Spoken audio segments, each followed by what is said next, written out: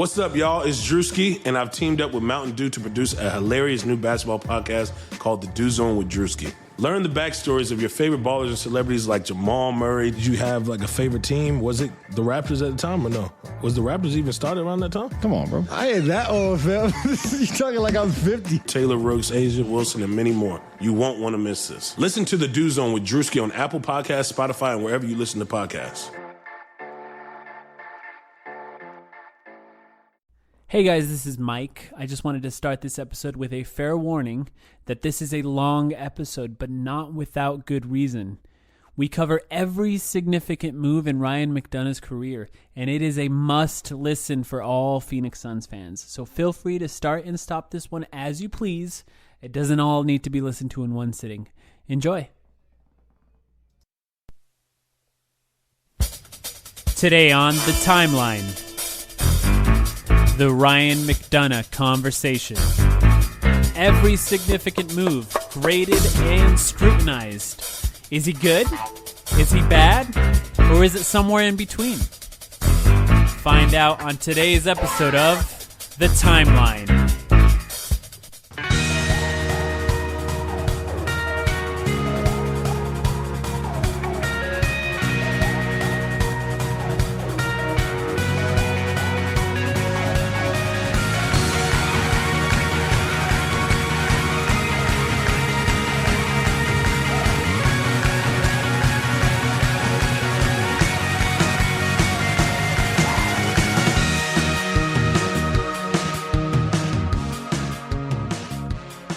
Sam, are you ready for this? Oh, I was born ready for this one, Mike. This is the one that we've been waiting to do ever since we started.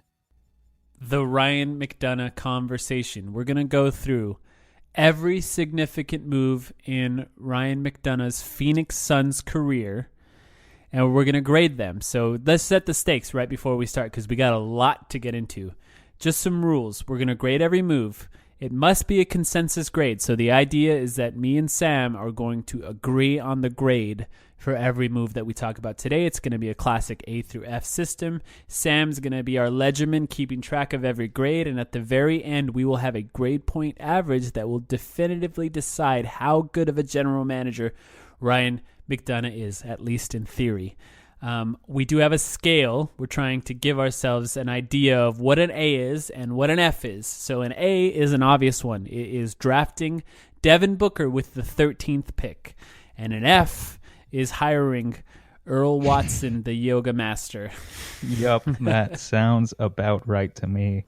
More generally, I guess, like an A is just something that moved our franchise forward on the path to becoming a championship contender someday, or at least you always have to consider the scope of things at the time. So how we evaluate a 35th pick overall is going to be different from how we evaluate a 4th pick overall.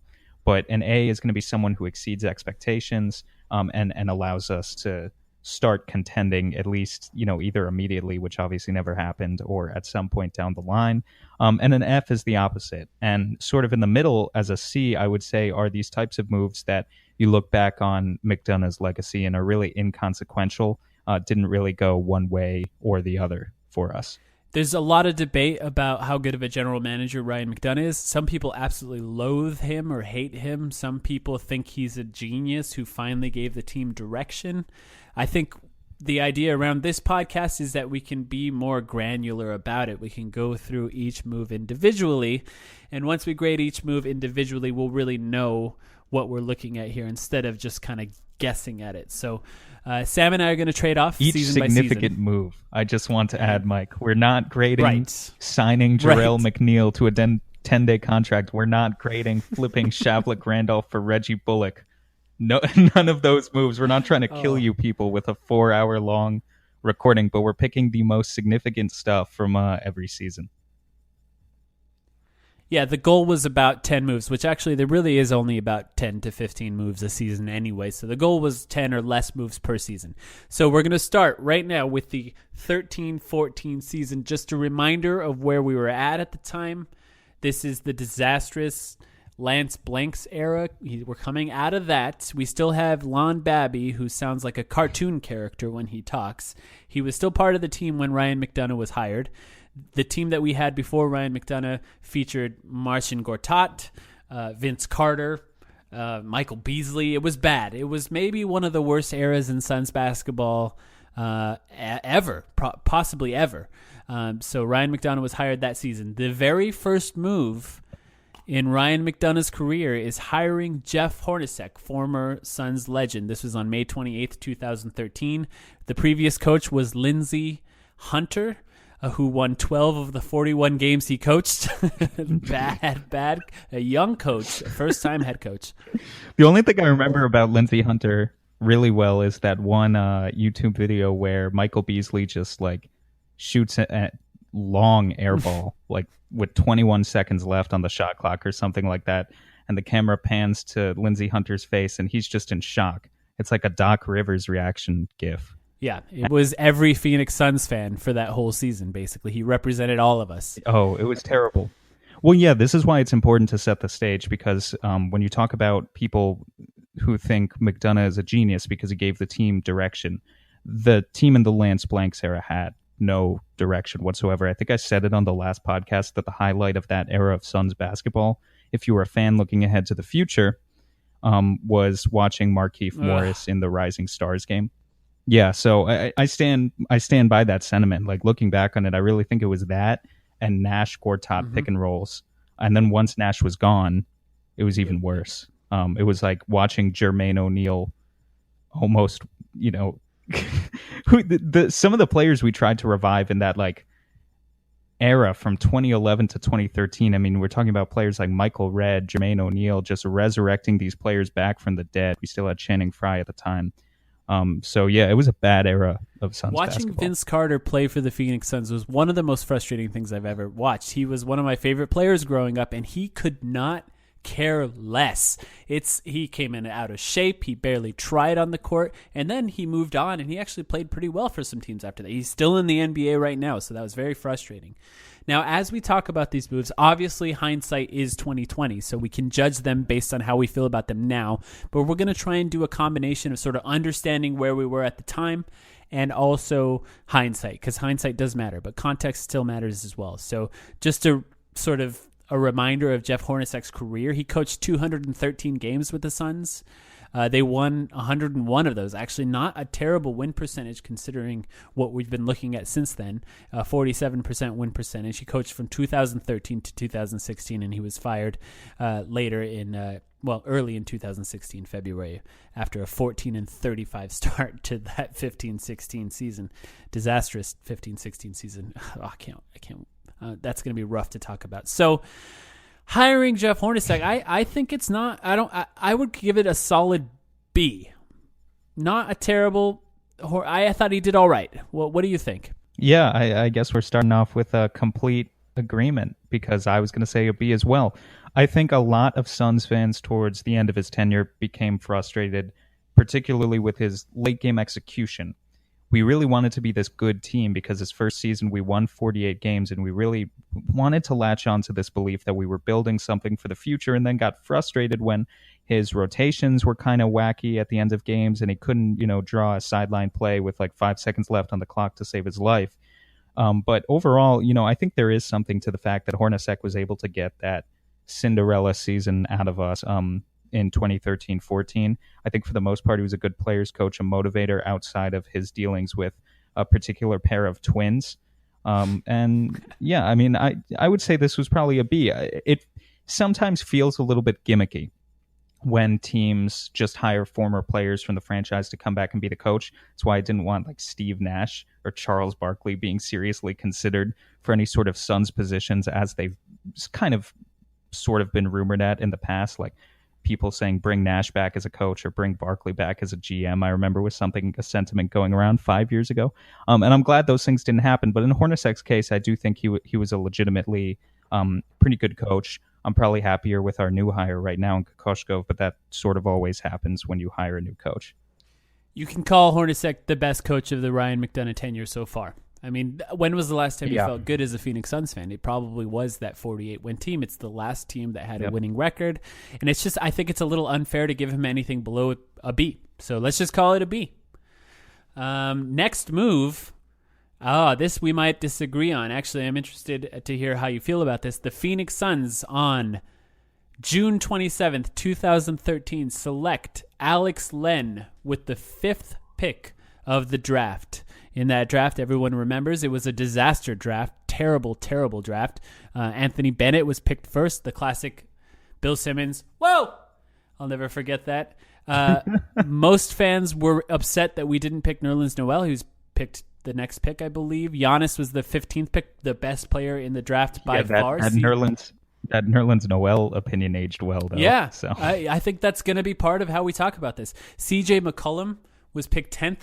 Other significant players after that, Steven Adams, Kelly Olynyk. I know Kelly Olynyk, but I don't know. It could be argued he's got a contract right now and Alex Len doesn't, so it's fair to sort of bring him up. I am not the biggest Alex Len fan. Now, in a vacuum, if you don't look at the rest of the draft, picking Alex Len with the 5th pick to me is an F. But we can't say it's an F in this particular draft because it was such a disaster draft. So you kind of have to bring that context into it. Alex Len currently not on the team, so his rookie contract ends. He's gone, so we don't get him anymore after this. He's been a relatively solid defensive center, terrible offensively, never really provided any offensive spark for the team at all, not great hands, and never really connected with the fan base in any way, I would say. I know at games, people in the stands tend to scream at Alex Len every time he lost the ball on a pick and roll. So I want to give this a D. How do you feel about that? I'm going to defend it a little bit and try to up you. I would go with a C in terms of this is inconsequential, and I think it's all about hindsight and context here. The most critical we're going to be of any drafts in the McDonough tenure are obviously going to be the 2013 draft and the 2016 draft. But on the other hand, you can't be too negative on them because those were two fucking terrible draft classes. It's just not fair. I mean, there were a couple of steals in the 2013 draft for sure, but it's just not fair to say, oh, we could have taken Giannis, who went 15th overall, or we could have taken Rudy We needed a center. Why didn't we take Rudy Gobert, who went 27th? You can't think like that. You have to put yourself in the mindset of McDonough in 2013 and think about the prospects that were actually available to him. If the Suns weren't going to take Alex Len 5th overall, but they still really wanted a big man, their options were basically you could take Nerlens Noel, who went 6th. They could have reached for a couple of guys who went in the late lottery, like Steven Adams or Kelly Olynyk. And I think the reality is that all three of those guys, if we had taken Noel, Adams, or Olynyk, still all three of them would have turned out better than Len, particularly like if we took Steven Adams, that would have been a good move. But they're not such big difference makers over the skill set that Len possesses that it really makes a difference. There was no real winning situation here for the Suns. I don't think we were going to take a guard in this draft. Like, I don't really think CJ McCollum was ever an option. If you look at the other guys who were drafted immediately after Len, it's names like Ben McLemore, Kentavious Caldwell-Pope, and Trey Burke. I mean, it's not exactly a list of appealing names. So it's sort of like, what could we have possibly done better? So yeah, I mean, I would probably go with a C here, even though I admit, Alex Len, his tenure is over with the Suns, and it didn't particularly work out. Okay, I'm going to relent. Let's call that a C. You're going to relent? I think that's fair. It's just, it's such a terrible draft, and I don't want to let my personal feelings about Alex Len sort of dictate that, because I think it's just such a terrible draft. Yeah, I mean, you can't use the Rudy Gobert argument or the Giannis argument. I mean, it would have been fantastic if we had found one of those guys, but you got to think about the guys that were available. And Trey Burke or Ben McLemore, that's not a better draft. Steven Adams, I think, would have been like the best case scenario for us there in terms of reaching down for a prospect. Steven Adams currently would be pretty good in a Suns uniform, although obviously that would probably mean we're not drafting DeAndre Ayton. Who knows? Well, CJ McCollum, of course. Or CJ McCollum would have been fantastic. Build around CJ McCollum and Steven Adams instead of Devin Booker and DeAndre Ayton and see where that takes you. Yeah, that's very true. That's very true. So the next move, and I know we said significant moves, but this one matters. We traded Suns legend Nemanja Nedovic to the Golden State Warriors for Archie Goodwin and Malcolm Lee. This is the Archie Warriors Goodwin legend Malcolm Lee. Excuse you.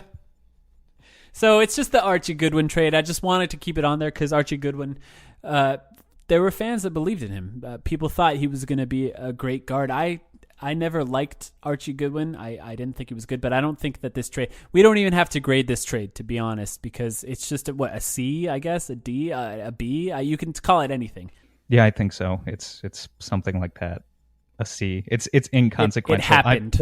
It happened. I've put Archie Goodwin out of my mind. I think it's important to mention this one because Archie Goodwin would go on to play a part in some drama a couple years later. But do we really need to grade this? I don't know. No. One thing I do want to point out is Archie Goodwin is now the highest scoring summer league player of all time. Yeah. And that's not a joke. No, that's I know it's real not. fact. That's real facts. Yeah. Yep. All right, so let's move on to a real one, and I actually think this is a good trade. We traded Luis Scola to the Indiana Pacers for Gerald Green, Miles Plumlee, and a 2014 first-round draft pick that ended up being, I think it was Bogdanovich. Yeah. So let's not talk about how that pick was traded yet. Let's just talk about how it was Luis Scola for Gerald Green, Miles Plumlee, and Bogdanovich. To me, this is a clear A. This is the first A that we have here. That was a great trade. Gerald Green was really good for us. Miles Plumlee was amazing. He got paid from his time on the Suns. And Bogdanovich, I personally wish we would have kept him, but we can talk about that later. But he's playing really well in the NBA. He's a real NBA player right now. So just on the basis of that move alone, Luis Scola, who people thought was good at the time, for Gerald Green, Plumlee, Bogdan. That's an A. What do you think? Yeah, I'd have to agree with that. I think it's an A. But let's be honest, this trade was all about the pick because, again, McDonough, I think, came in with a vision. He wanted to collect assets. That's what Danny Ainge taught him in Boston when he served close to 10 years there, first in a video room, then as an assistant GM and as a scout in the years in between. So it was all about getting the pick. Gerald Green and Miles Plumlee were just salary filler afterthoughts in that one. And then they both turned out to be really good. In a sense, this kind of hurt us, if you think about it, actually, because I really believe, and we're going to talk about this a little more when we get to the Gortat trade, but I really believe that McDonough's intention was to tank that season.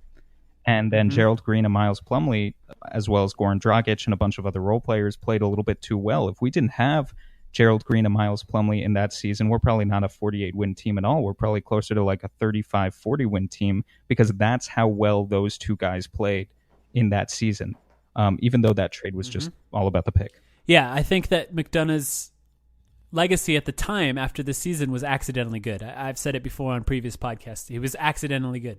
But regardless, I think you kind of, because we don't fully know his intentions, because why would he say he's trying to lose? We do have to grade this on its own merit, and I think just based on that, it's an A. All right, on July 10th, 2013, as part of a 3-team trade, the Phoenix Suns traded for Eric Bledsoe and Caron Butler from the Los Angeles Clippers. Complicated trade, lots of parties involved. It was basically Jared Dudley and, well, some other things involved to get that Eric Bledsoe and Caron Butler. Caron Butler was later moved. We'll talk about that next. This was it's probably going down as the Eric Bledsoe trade. That's probably the best way to talk about it, right? Yeah. It goes down 100% as the Eric Bledsoe trade. Now, of course, we can talk about Eric Bledsoe's entire career, sort of where he ended up later. He didn't want to be here, I guess is a good way of putting it. But lots of things have happened since then, and I would say he was pretty good at first. That's a pretty good trade. Jared Dudley wasn't doing much. He wasn't moving the needle at all, and McDonough was trying to start that rebuild. And this was the first move, I would say, that started that rebuild, right? Yeah, this is sort of what I'm talking about when I say McDonough came in with a vision. We got rid of a veteran. It was such a low cost for us to acquire Eric Bledsoe. And the reason I'm going to evaluate this trade highly is because despite my opinion on Bledsoe souring a little bit in the past couple of years, had the circumstances been different with some of the other moves we've made in the past several years, I do believe we could have had Bledsoe as a core piece on a very, very good playoff team. You know, I don't think he can be your first or second option on a very, very good playoff team, but I do think if, just the net value is trading Jared Dudley in a second round pick for Eric Bledsoe, who we then rebuild with, and he becomes, the third option on a good playoff team, I think we could have made those circumstances work. And because of that, I'd have to give this trade an A, really. I mean, it didn't work out in hindsight with Bledsoe, but that was for the fault of other moves, not Bledsoe himself. I think it's fair to give this an A as well. Eric Bledsoe was the best player of that deal. Jared Dudley actually didn't even play that much for the Los Angeles Clippers. He was injured. I don't know who that said. Oh, it was Marcus Page. That second round pick turned into Marcus Page. Where is he playing now? Nowhere. He's not even in the NBA. I mean, doesn't exist. Yeah. He's a figment of our imaginations. So that's an A. I think it's fair to give that one an A as well. So Eric Bledsoe, regardless of how that turned out, he was pretty good, and he was a high upside player, and we didn't give up much to get him at all. It's kind of crazy, actually, to think about the Clippers making that trade. Well, the Clippers needed to get rid of the logjam. They were fully in on Chris Paul, Blake Griffin, and DeAndre Jordan. And I don't even remember, when was this? This was 13-14. Was this Doc Rivers' first season as coach? Had Vinny Del Negro been fired yet? I think that may be like the start of the Doc Rivers era with the Clippers, or maybe it was even a little bit earlier, and I'm misremembering. Yeah, I feel like maybe this was the last Vinny Del Negro season, actually, but I don't know. But the point is, for the Suns, I'd say an A. That's a fair grade to give that. After that, Caron Butler. It was funny because I don't know if you remember this, but the Suns had those new uniforms. This was the first year of the sleeved uniforms, the uniforms everyone hated, the sort of baseball-looking uniforms. And the Suns had a hilarious sort of fashion show where they showed off the new uniforms at a mall in Scottsdale. And one of the models for the jerseys was Caron Butler. Caron Butler showed off the jersey. He sort of walked up and down the aisle. And that was the only time he ever appeared in a Suns jersey, as far as I know. Yep. That's really funny, actually. I totally forgot about that. Yeah, Caron Butler was then traded to the Milwaukee Bucks, where he played. That was Ish Smith, basically. We got Ish Smith back. There was another player involved, Vyacheslav Kravtsov, but he didn't really play for the Suns. Ish Smith was good. I thought. Accidentally good. Yeah, I guess.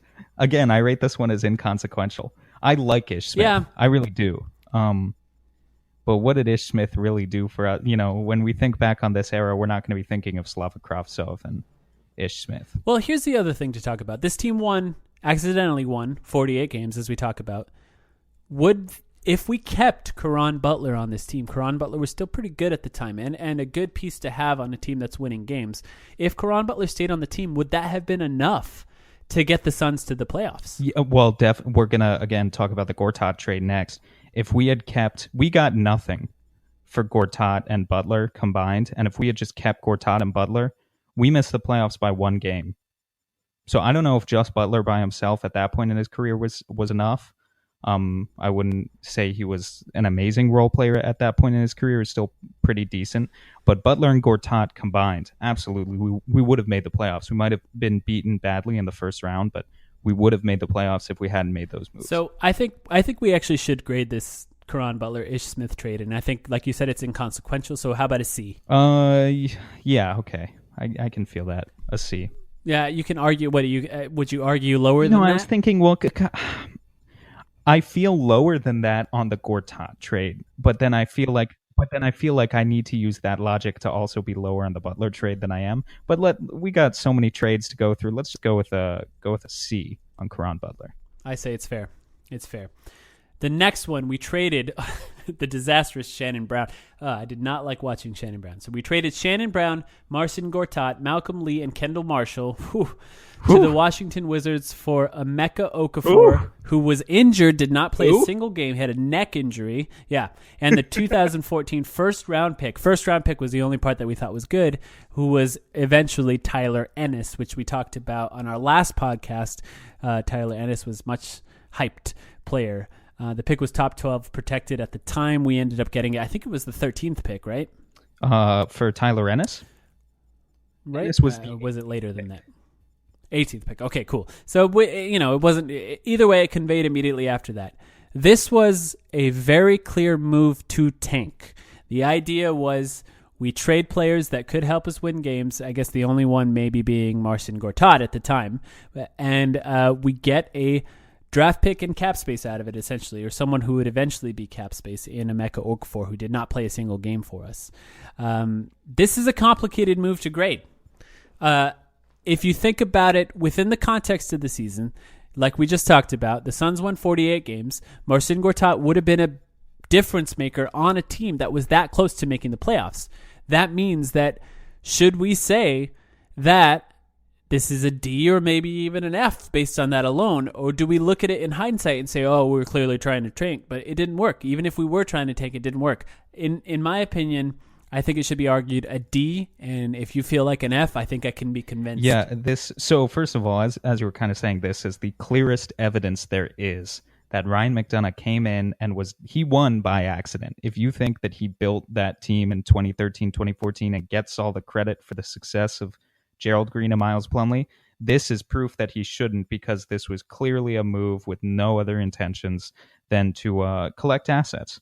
We would have made the playoffs with Marcin Gortat. And I also think that a lot of the drama that was incurred by the Suns in those couple of years from around 2013 to 2015, winning tends to heal all wounds. And if the Suns had made the playoffs once or even twice in that time period, I do believe we would have had an easier time attracting free agents. We would have had an easier time sort of building momentum, both in the media and in the fan base, sort of awakening that dormant Suns fan base. And we would have ultimately had an easier time keeping our players happy.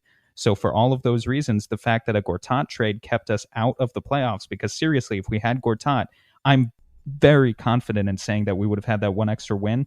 This is a D at best, maybe an F, as you said, Mike. Yep.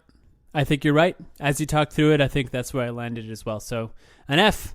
Let's call it an F. And that was actually the last offseason move of the season. There was really no significant in-season moves. We did sign Barbosa, which was sort of a fan favorite for the rest of the season. He didn't really do much. I don't think we need to grade that move at all. It was not a needle mover either way. So that was the 13-14 season, the accidentally good season. So let's move on to the 14-15 season. So we'll switch gears here a little bit. I will introduce these moves now. And the first thing, so again, context. The whole point of that 2013-14 season was collecting all these assets, as we were just talking about. So Suns fans were really excited when we had 3 first-round picks and a second-round pick, which is something that we've had a few times now in the McDonough tenure. But 4 picks to talk about. I'd say really only 3 are consequential. The first one, of course, being the Suns select TJ Warren, 14th overall. Mike, how do you feel about it? TJ Warren was a good pick. Now, there was some picks afterwards. I would say you listed some of them here. Gary Harris, Rodney Hood, Clint Capella, Kyle Anderson. These are all picks taken afterwards. But I think for a 14th pick, that's high value. Now, I wouldn't really give it an A because TJ Warren is a flawed player. He's good, but he's a flawed player. I think calling this a B is a fair grade. Yeah, I think so too. I think Warren has been one of the few bright spots for us in the past few seasons. Still hasn't shown any evidence that he can really be a clear building block. So although, Suns fans will debate that forever, it seems. But yeah, no, I think I have to agree with a B there. I think that's basically what Warren's value is. I can't justify giving him an A if we're setting the bar for an A as drafting Devin Booker. I mean, he's not so clearly putting us on this path to long-term contention. Yeah, that's fair. All right. Let me just put him in as a B here, as I am keeping track of these as we go along. And then let's talk about the next one, which is Tyler Ennis, who was selected 18th overall. So this one I think is really important to talk about because it affects the Gortat trade that we just gave an F to. Gary Harris was taken 19th, one spot after Tyler Ennis. And I think if we had drafted Gary Harris, not only would we be rating that very favorably, but also that Gortat trade looks much more favorably if it led to us getting a prospect like Gary Harris, who was attainable at that spot. Instead, we got Tyler Ennis, who was gone within a year and didn't really do anything. Yeah, I think Tyler Ennis is one of the reasons that was an F. And if we call this draft anything sort of better than that, it might be a little, well, there's a lot more reasons it's an F. So maybe, how about a D for Tyler Ennis? He didn't really play much, and he was never good. Yeah, I don't want to pan him too much, only because 18th overall, it's not like I'm exactly expecting a starting caliber player there, but I think a D is probably fair for Ennis. I mean, he really, even for 18th overall pick, I think you're hoping for backup point guard material, and he underperformed for even that. think about if we had picked Clint Capella there, which we could have. It was only 7 picks later that Clint Capella was picked. That would be a steal. It'd be an amazing draft pick. Kyle Anderson, even, who was picked 12 picks later, that would be a great player. And of course Nikola Jokic. Nobody can really say anything about Nikola Jokic being picked 41st there, but it's just an option that could have happened. The there. ideal draft to think about here, if you're a Suns fan, is talking about guys who were realistic to obtain at these various slots. The Suns probably keep Warren at 14th. They take Gary Harris or Clint Capella in that Tyler Ennis spot, and then take a guy like Kyle Anderson or maybe Jeremy Grant instead of Bogdan Bogdanovic. Or Bogdan Bogdanovic is a pretty solid player. You could just keep him, in all honesty. But yeah, that would have been a fantastic draft to build around that we would, be still applauding to this day. So a D. Yeah, I think a D is probably where we have to go with this. And then we'll move on to the last one. We could talk about Alec Brown, but I think that's inconsequential. 50th overall pick. You don't really expect too much from Mr. Downtown Alec Brown. So we'll talk about Bogdan Bogdanovic, hailing from Serbia. I remember this is a guy who I tracked a lot in these seasons after we took him, as he was playing for Fenerbahce Istanbul with notable names like Jan Vesely, Pero Antic, and who else was on that team? Andrew Gaudelak, I think. That may sound like a bunch of scrubs, but that was actually a really good team in the EuroLeague. But yeah, Bogdanovic, 27th overall. What's your take? I think that's an A. The fact that he never played should, I guess, factor into it. But just as a general pick, he's a great NBA player. He fits perfectly into modern NBA teams. As far as where he was picked at 27th, it's hard to ask for more than that. Now, of course, there are other picks that we talked about after Kyle Anderson, Jeremy Grant, Nikola Jokic that were picked later, but that's a best case scenario for a lot of those picks. And I would say that Bogdan is going to be better than 2 of those players, Nikola Jokic being the one that's going to be better than him. The fact that we ended up trading him, that's a grade move that we can grade later.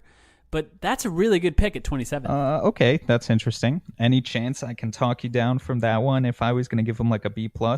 I think a B+ is a fair grade for that. I think that I followed Bogdan so closely. So did I, yeah. After I really fell in love with the way that he played, the balls that he played with, to be honest. He's not afraid to take big shots. He kind of gets up in people's faces. I really fell in love with his game, and at that 27th pick, I was really looking forward to him coming in and playing on the Suns at some point, but we didn't ever get to see that. We'll grade that later, but it was a good pick at 27th, and maybe we really shouldn't give any pick that late in the draft anything higher than a B, to be honest, unless it was like a Nikola Jokic type pick. Does that mean I can sell you on the B+ proposition? I'm is the sold. First plus I'm we're sold. Gonna hand out in this one, and again, B pluses or minuses are allowed, so we can do that. I'm excited about this next move. Yes, of course. On July 24th, 2014, the Suns extend Anthony Leon Tucker for 3 years, $16.5 million. A+. I don't know. I mean, I like PJ Tucker, Here's but based on our scale, I don't think that's really an A+. You're right. I know, but it's hard for me to separate how I feel about PJ Tucker from all of this because he was the man in his time here in Phoenix. I loved watching him play, and I know super extreme DUI PJ Tucker, but he always played hard. He mentored the rookies, maybe better than any player that we've had, including Jared Dudley and Tyson Chandler, who are supposed to be those mentors. I really love the way he played. He played hard.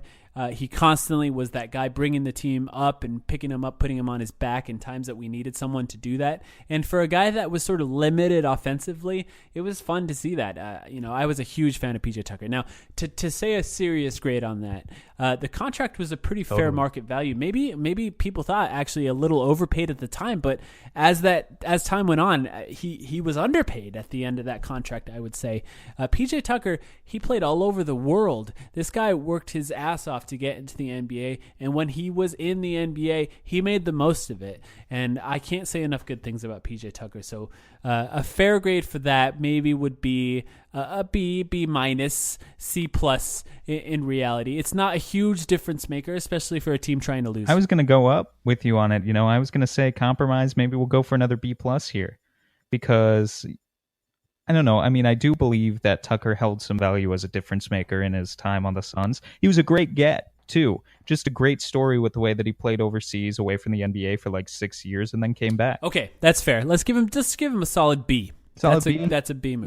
That makes sense to me. Yeah, I mean, because again, this scale is hard, and also keep in mind, guys, we realize that it's a little unfair for us to be like doing an unweighted GPA, if that makes sense, where all of these moves have the same value. You know, like drafting Devin Booker holds the same value as our Caron Butler trade or whatever. But like, you know, that's just the easiest way for us to go about it. I would say on our scale, a B for Tucker probably makes sense. Yeah, I'd say it's fair. Okay, next one. Take note of the date on this one. On September 24th, 2014, really long time, almost media day, almost preseason.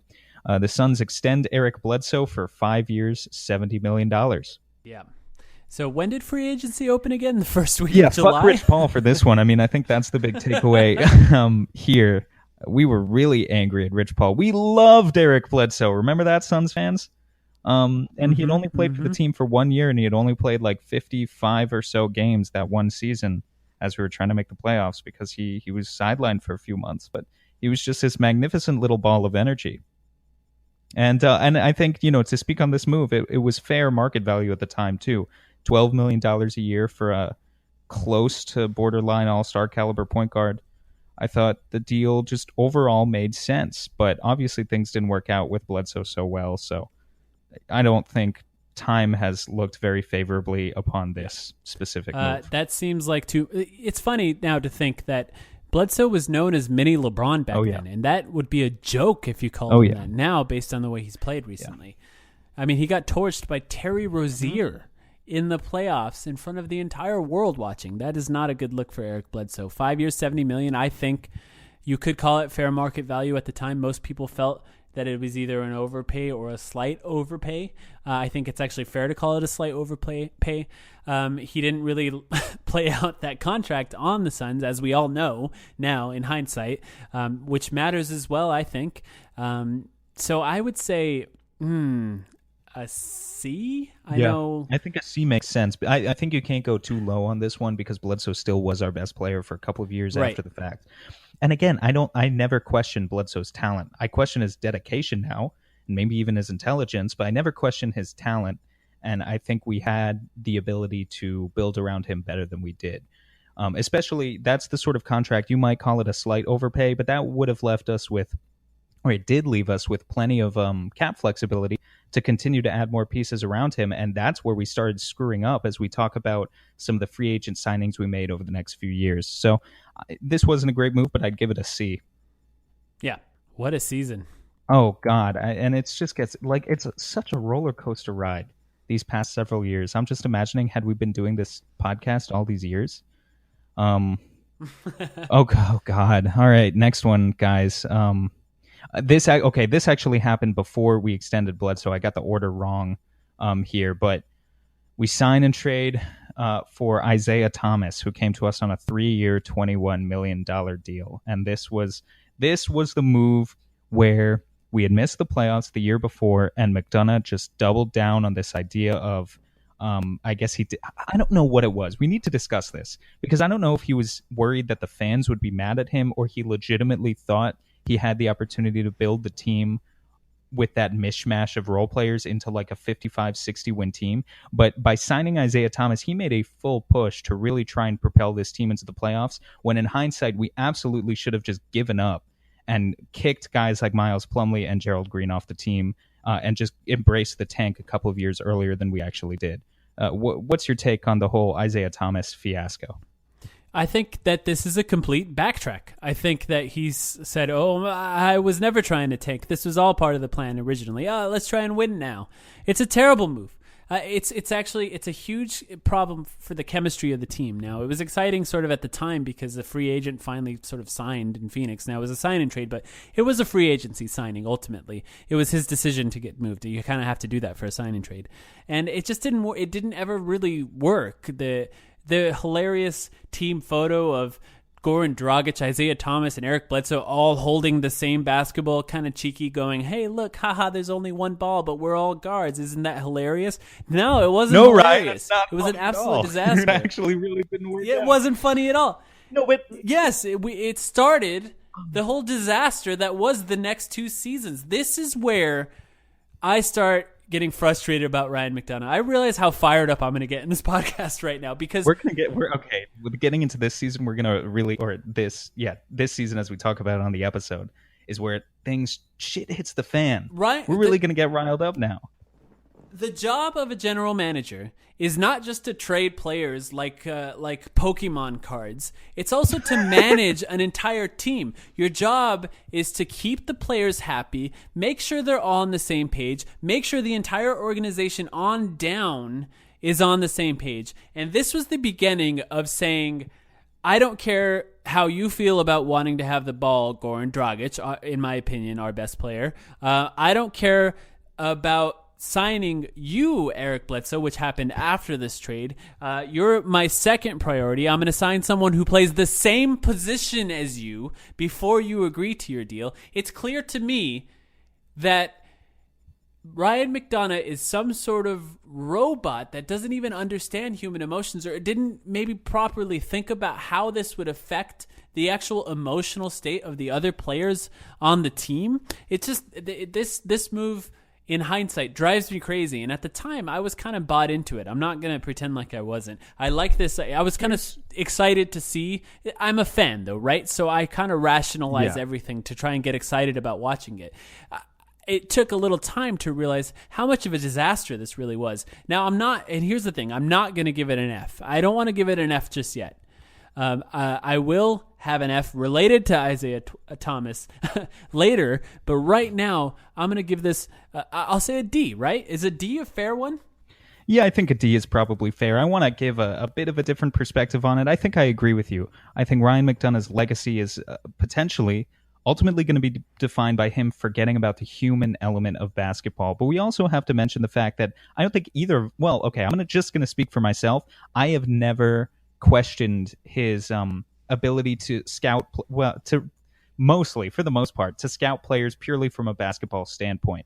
The 3-point guard lineup, purely from a basketball standpoint, worked as much as you could reasonably expect those 3 players, none of whom at the time were all-star caliber, to work. Going into the All-Star break, the Suns were 29 and 25. If you go back and look at the lineups that we were playing, we were using that 3-point guard lineup only a few minutes per game at the end of fourth quarters and second quarters mainly to close out our halves, and it worked. We had a positive net rating. It was one of our best lineups on the floor. The problem was just the human element. So the basketball was there. The Suns were actually performing arguably at a better level than they were in the season prior, when those 3 were on the floor. But they 100% were. It was actually the lineup-wise, it was the 6th highest in offensive efficiency in the entire NBA of that season. That's insanely good. That's really, really good. But it's not. It's like we talked about. It's not just about that. That's sort of moving pieces around like Pokemon cards. And here's the thing: it's possible that there is a sort of environment where all 3 of those players do work together on the same team on the court at the same time. If you properly prepare the rest of the players for the reality of playing on that team. That means good communication ahead of time, properly explaining what a role is and making sure that the players have enough input on that role to buy into what that role will be. And I don't think that any of that happened. And if it did, it didn't work. So it doesn't really matter if it did. That's a really good point, Mike. And I'm glad you brought that up because I still steadfastly believe that a 3-point guard lineup can work if you have the right players for it. And the reason Dragic, Bledsoe, and Thomas weren't the right players for it, we're talking about 3 guys. None of them had made it to the NBA yet. All of them still had a chip on their shoulder. Bledsoe was stuck in negotiations with the Suns trying to get that contract extension. Dragic was a bit of a late bloomer, so he hadn't really made it yet. He was coming off his most improved player season, the best season of his career. Obviously, he didn't want to be downgraded in his role. And then Isaiah Thomas is a guy who sort of always had a chip on his shoulder, was coming out of a bad situation in Sacramento. All of these guys were hungry for touches, for minutes, for their next contracts. They were worried about their stability long term, I'm sure.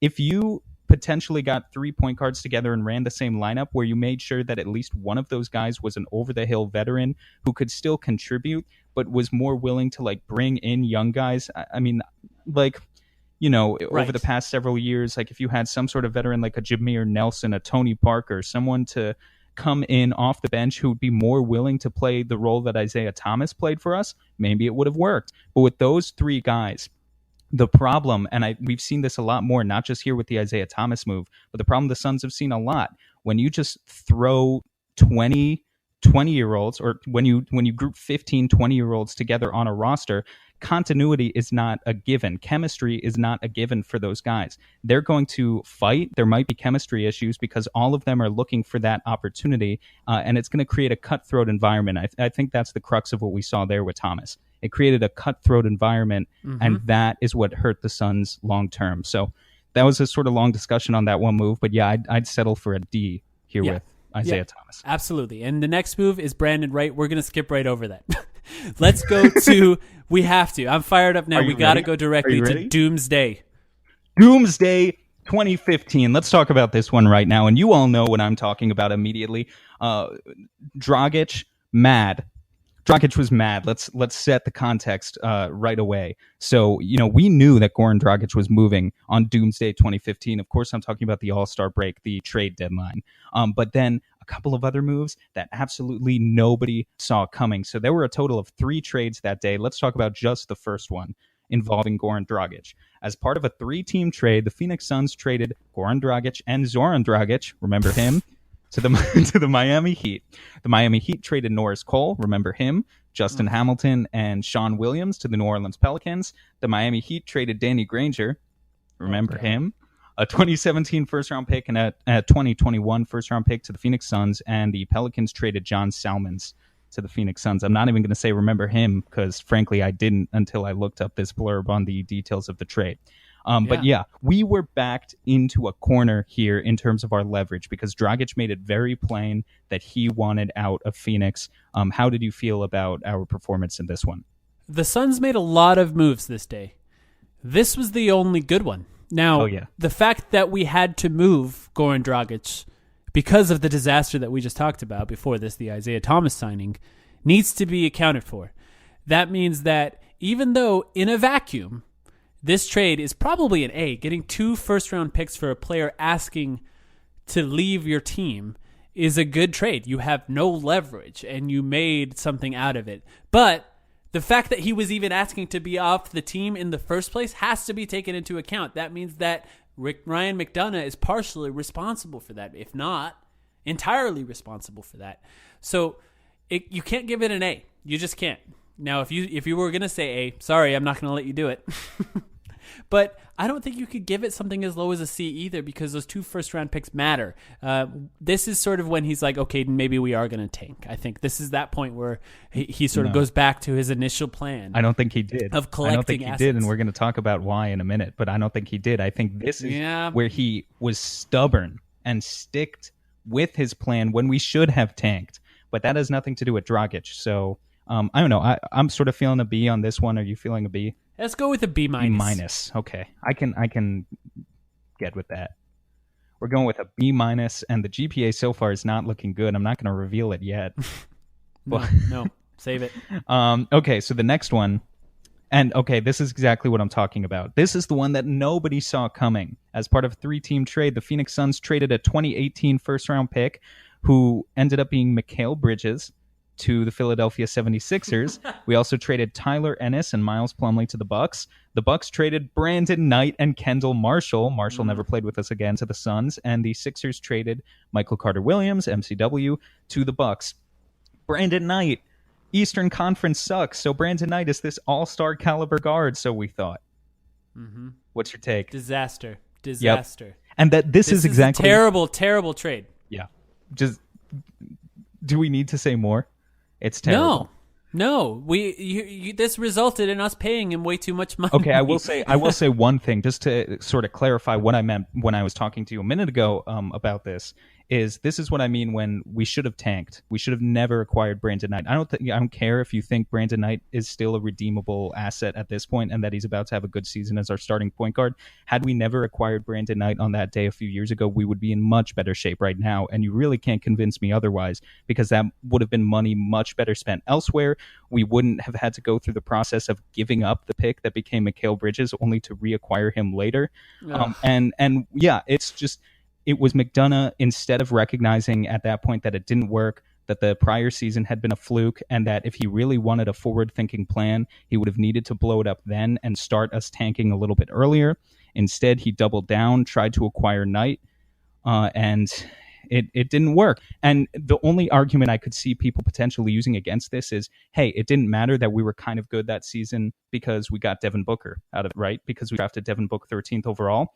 And we're going to talk about that more in a little bit. But to that point so far, all I will say is that Brandon Knight didn't help us win or lose any games either way that season. Like, we could have not acquired Brandon Knight and still been a good enough team to have a good enough or a bad enough pick, so to speak, that we still could have gotten Devin Booker in that draft and never acquired Brandon Knight. He only played like 15 games for us post All-Star break, and he wasn't particularly good in any of them. Those are the feelings there. D? Jesus. I'm really feeling an F on this one, but if you want to compromise. All right. No, if you want to compromise, No. talk me out of it. Talk me out of it. It's just hard to say what is an F and what isn't an F. But here's the way to look at it. We have Mikal Bridges, right? But we could have had Mikal Bridges, an extra $70 million of cap space, and the Miami We could have pick. had Mikal Bridges and Zaire Smith right now. So don't try to tell me that, I should be happy with just Mikal Bridges when the assets we could have had so much more. There's a chance that both Mikal Bridges and Zaire Smith are better NBA players than Brandon Knight. There's a really good chance. And I like Brandon Knight. He's saying all of the right things right now. He seems to be in shape. I'm rooting for him. I'm a Suns fan, right? I hope he comes in and kicks ass this season, but that just doesn't take away from the fact that when we're evaluating McDonough, this was bad. This was real bad, guys. Since I'm going to get into this more when we get to the Brandon Knight contract, but since this is related, Brandon Knight is averaging about 35 games played per season since his contract. It's just a bad, you're right, it's an F. It's an F. You just had to talk and through we're still one more trade left. And there's still one more trade left, so we should talk about it. Are you ready to talk about that one? Can we just say it's an F already? All right. I do have to read the description in case people don't remember exactly what happened. As part of another 3-team trade, the phones must have been ringing off the hook that day for the Suns front office. This all actually, too, I want to set the stage a little. All of these trades went down at 11:59 p.m., a minute before the deadline. This was the peak of F5 season on our Oh, NBA. my good God. Yeah. Go ahead. Break it down.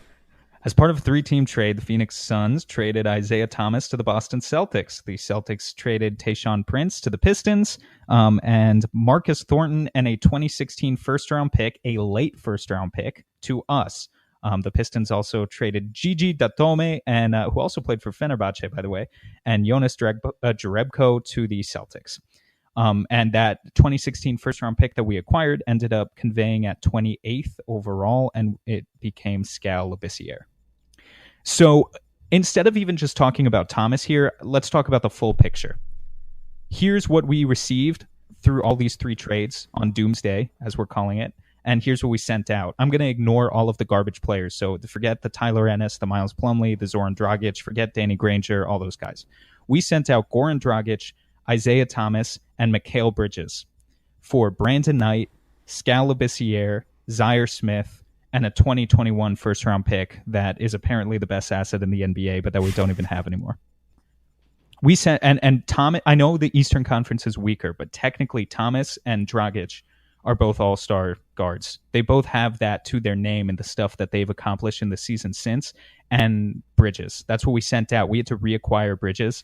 Brandon Knight, as you were just saying, Mike, averaged like 35 games played for us since the contract. Labissiere, we traded in the Marquise Chris trade. Zaire Smith and the first-round pick we traded to get Mikal Bridges back. It's hard to look at that haul of everything we did on that day and just evaluate it overall as anything other than an F, because it was just an absolute disaster. Embarrassing. Really. Embarrassing. And the worst part about it is how much I was trying to talk myself into it at the time. Well, me too. Me too. Yeah, we all did That's it. an embarrassing moment for me. We all did it, except for, a couple select people who I guess have a stronger will than we do. I think the Dragic trade value for value was still really good. That's why we gave it a good grade, but it's those other two trades. Disastrous. Absolutely disastrous in hindsight. Think about this. The Celtics trading a second-round pick for Isaiah Thomas essentially resulted in them getting Kyrie Irving. Yeah, well, and that's the difference between Danny Ainge and Ryan McDonough. McDonough's still a young GM. He's still learning, whatever. But, he has the ideas. Ainge taught him about the importance of asset collection. And that's why I say I believe that Ryan McDonough has the right ideas in terms of how to build a team. I think he's a smart basketball analytics guy who is looking for the right things. Like when he goes into press conferences and talks to media and talks about the positions that we're looking for as we look in free agency, when he never reveals things in terms of talking about our options, he always keeps our options wide open. Half the time his moves are things that nobody even foresaw coming. He's very tight-lipped that way. So in a lot of respects, I think he's a smart basketball executive, except for the fact that there are those obvious differences between master and apprentice in Danny Ainge and Ryan McDonough.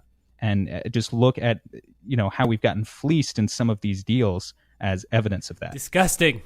Nobody's ever won a trade so outright as that Isaiah Thomas trade. Let's move on because there's actually good news coming for the Phoenix Suns. Oh, okay, deep breath. Let's move on. The 2015-2016 season was an absolute disaster. Except for one thing. But it started on June 25th, 2015. One of the largest days potentially in Phoenix Suns history. The Suns selected Devin Booker from Kentucky with the 13th pick. This is a clear A+. Yeah. A+. Agreed. Now, there's a lot of things that happened this season. I want to do this a little differently. Oh, there's no A+ on my scale. Oh, well, it's an A. If the A is as high as it can go, an A. A is as high as it can go. All right. Well, A+ in our I guess hearts. an A+ is like a 4.3, 4.4. I don't even know. I've never had a GPA system like that. Yeah, all right. So we'll give it an A. A+ in our hearts. Now, I'm just going to talk through every single move that happened real quick, and let's go back and grade them. It's because I think it's fair to talk about the things that happened. Andrew Harrison was traded for John Leuer. The Phoenix Suns, all of a sudden, on July 9th, the opening of free agency, Ryan McDonough walks into a LaMarcus Aldridge meeting with Tyson Chandler, who was just surprised, signed to a 4-year, $52 million deal, and tried to convince LaMarcus Aldridge that the Phoenix Suns were somehow not still tanking. I guess this is another example of Ryan McDonough being a little unsure of what he wants to do, I think. We can talk about that Tyson Chandler contract in a minute. Obviously, LaMarcus Aldridge did not sign with the Phoenix Suns.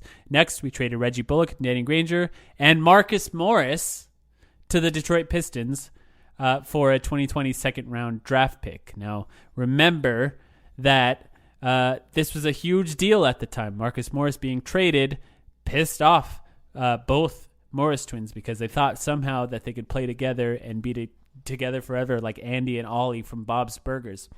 Now, despite beating up people on the side of the street and exactly combining for the most technical fouls in the NBA, getting in fights with their coaches, they thought that. Well, yes, Brandon Knight was then signed to a 5-year, $70 million deal. Lord yes, help us. I know. This is all before the season started.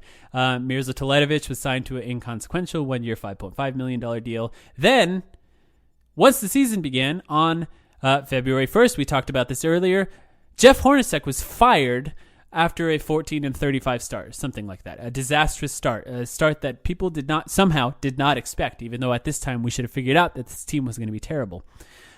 Then the great Earl Watson was promoted. Keep in mind, Earl Watson never had any head coaching experience, was not even an assistant coach technically on the team. He was a player development coach, so not quite even someone who could even call plays at the time. He was promoted from the bottom of the coaching heap directly to the top. Then, 2 weeks later, the same month, February 18th, Markieff Morris was traded for Chris Humphries, DeJuan Blair, people who did not really play on the Suns as far as I'm concerned, and a pick that turned into Papagiannis, Georges Papagiannis, which was then traded later as the in part of the Marquise Chris trade. But let's go over a little bit of the Morris twins. In the season, Markieff Morris was fined $10,000 for conduct detrimental to the league by publicly demanding a trade. Sound familiar? Another player publicly demanding a trade earlier in the season. Markieff was also benched by Jeff Hornacek after starting the first 16 games of the season. Markieff Morris then later threw a towel in the direction of Jeff Hornacek, or for those who saw it, in his fucking face. Where did you pull the "in the direction of" quote? Is that from a press release? This was from the team, the official team statement. They suspended him for throwing a towel in the direction of Jeff Hornacek. This is what they said. Still is.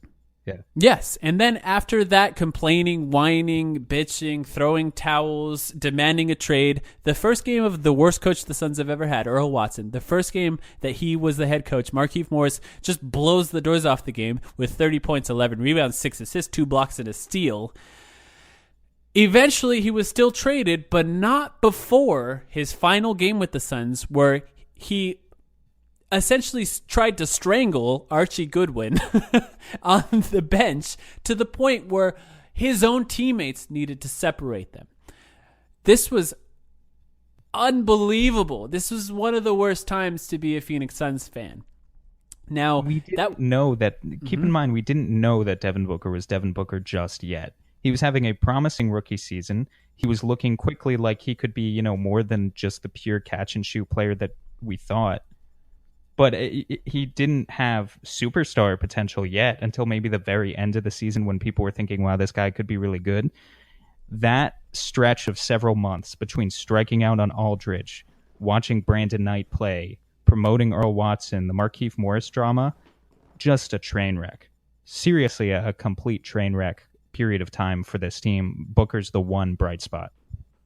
This is where the Suns' reputation was damaged. Absolutely. Maybe permanently, or at least for the next maybe 5 to 10 years.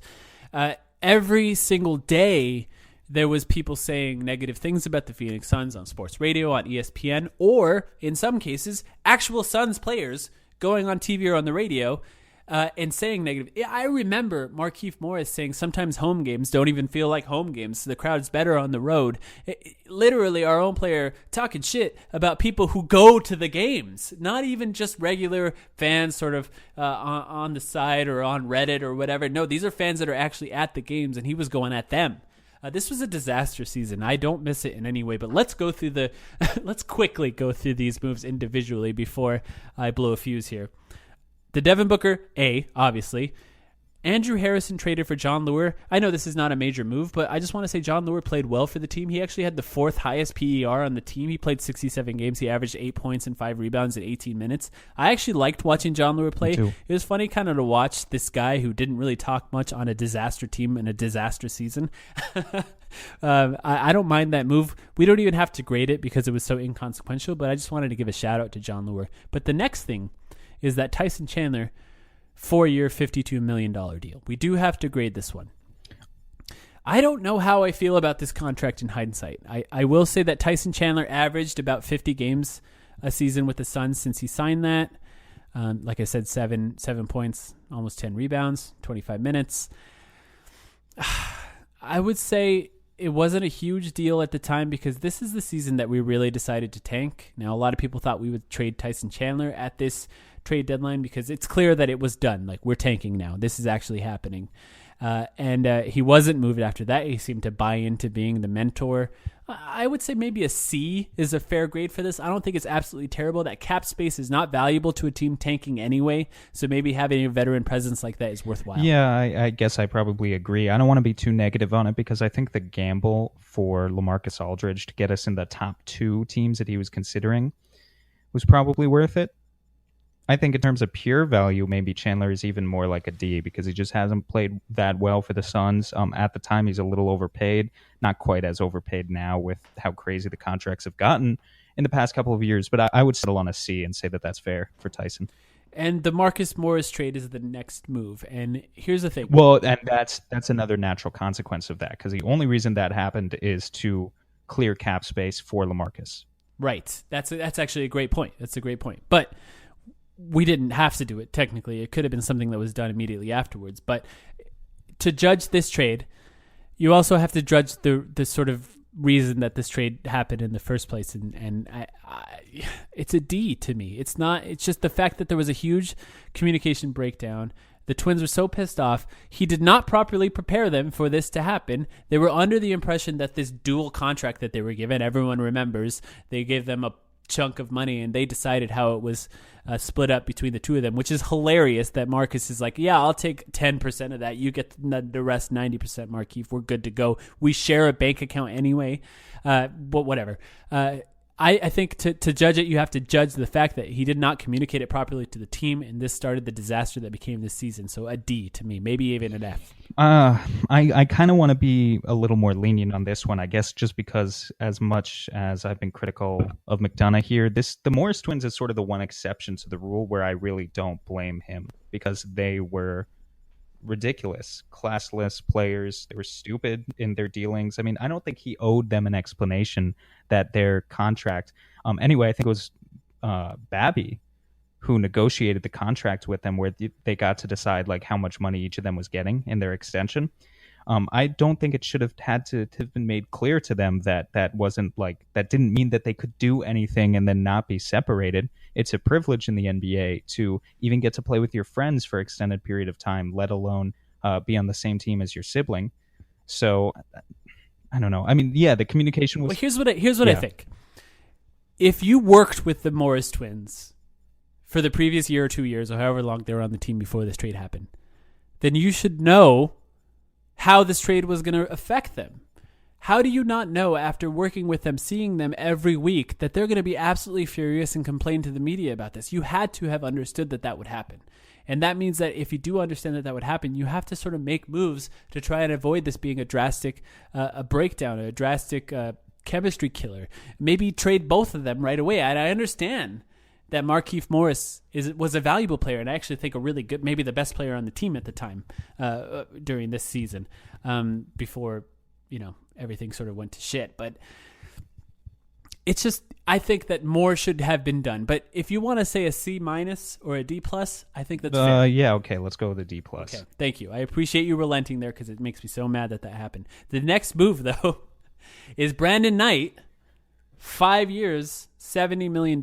He averaged about 35 games. I talked about this earlier. Played per season since his contract. 15 points, 3.7 assists, and 2.5 turnovers on 3.7 assists. And that's on 28 minutes a game. Advanced stats do not like him. He does not look good on most models, as you say. But this is not a great deal. This is not a great deal. We're still suffering for it.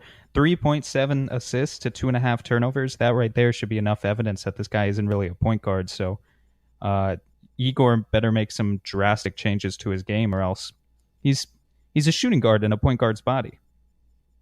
What Brandon Knight needs to do is embrace the Jamal Crawford role at this point in his. That is, if this point guard thing that he's about to do doesn't work out, which I don't expect it to. I hope it does. But if it doesn't work out, he needs to embrace the Jamal Crawford role and be willing to be or Lou Williams is another guy who's done it. Stop thinking about being a point guard. You're not going to be a playmaker. You are who you are at this point in your career.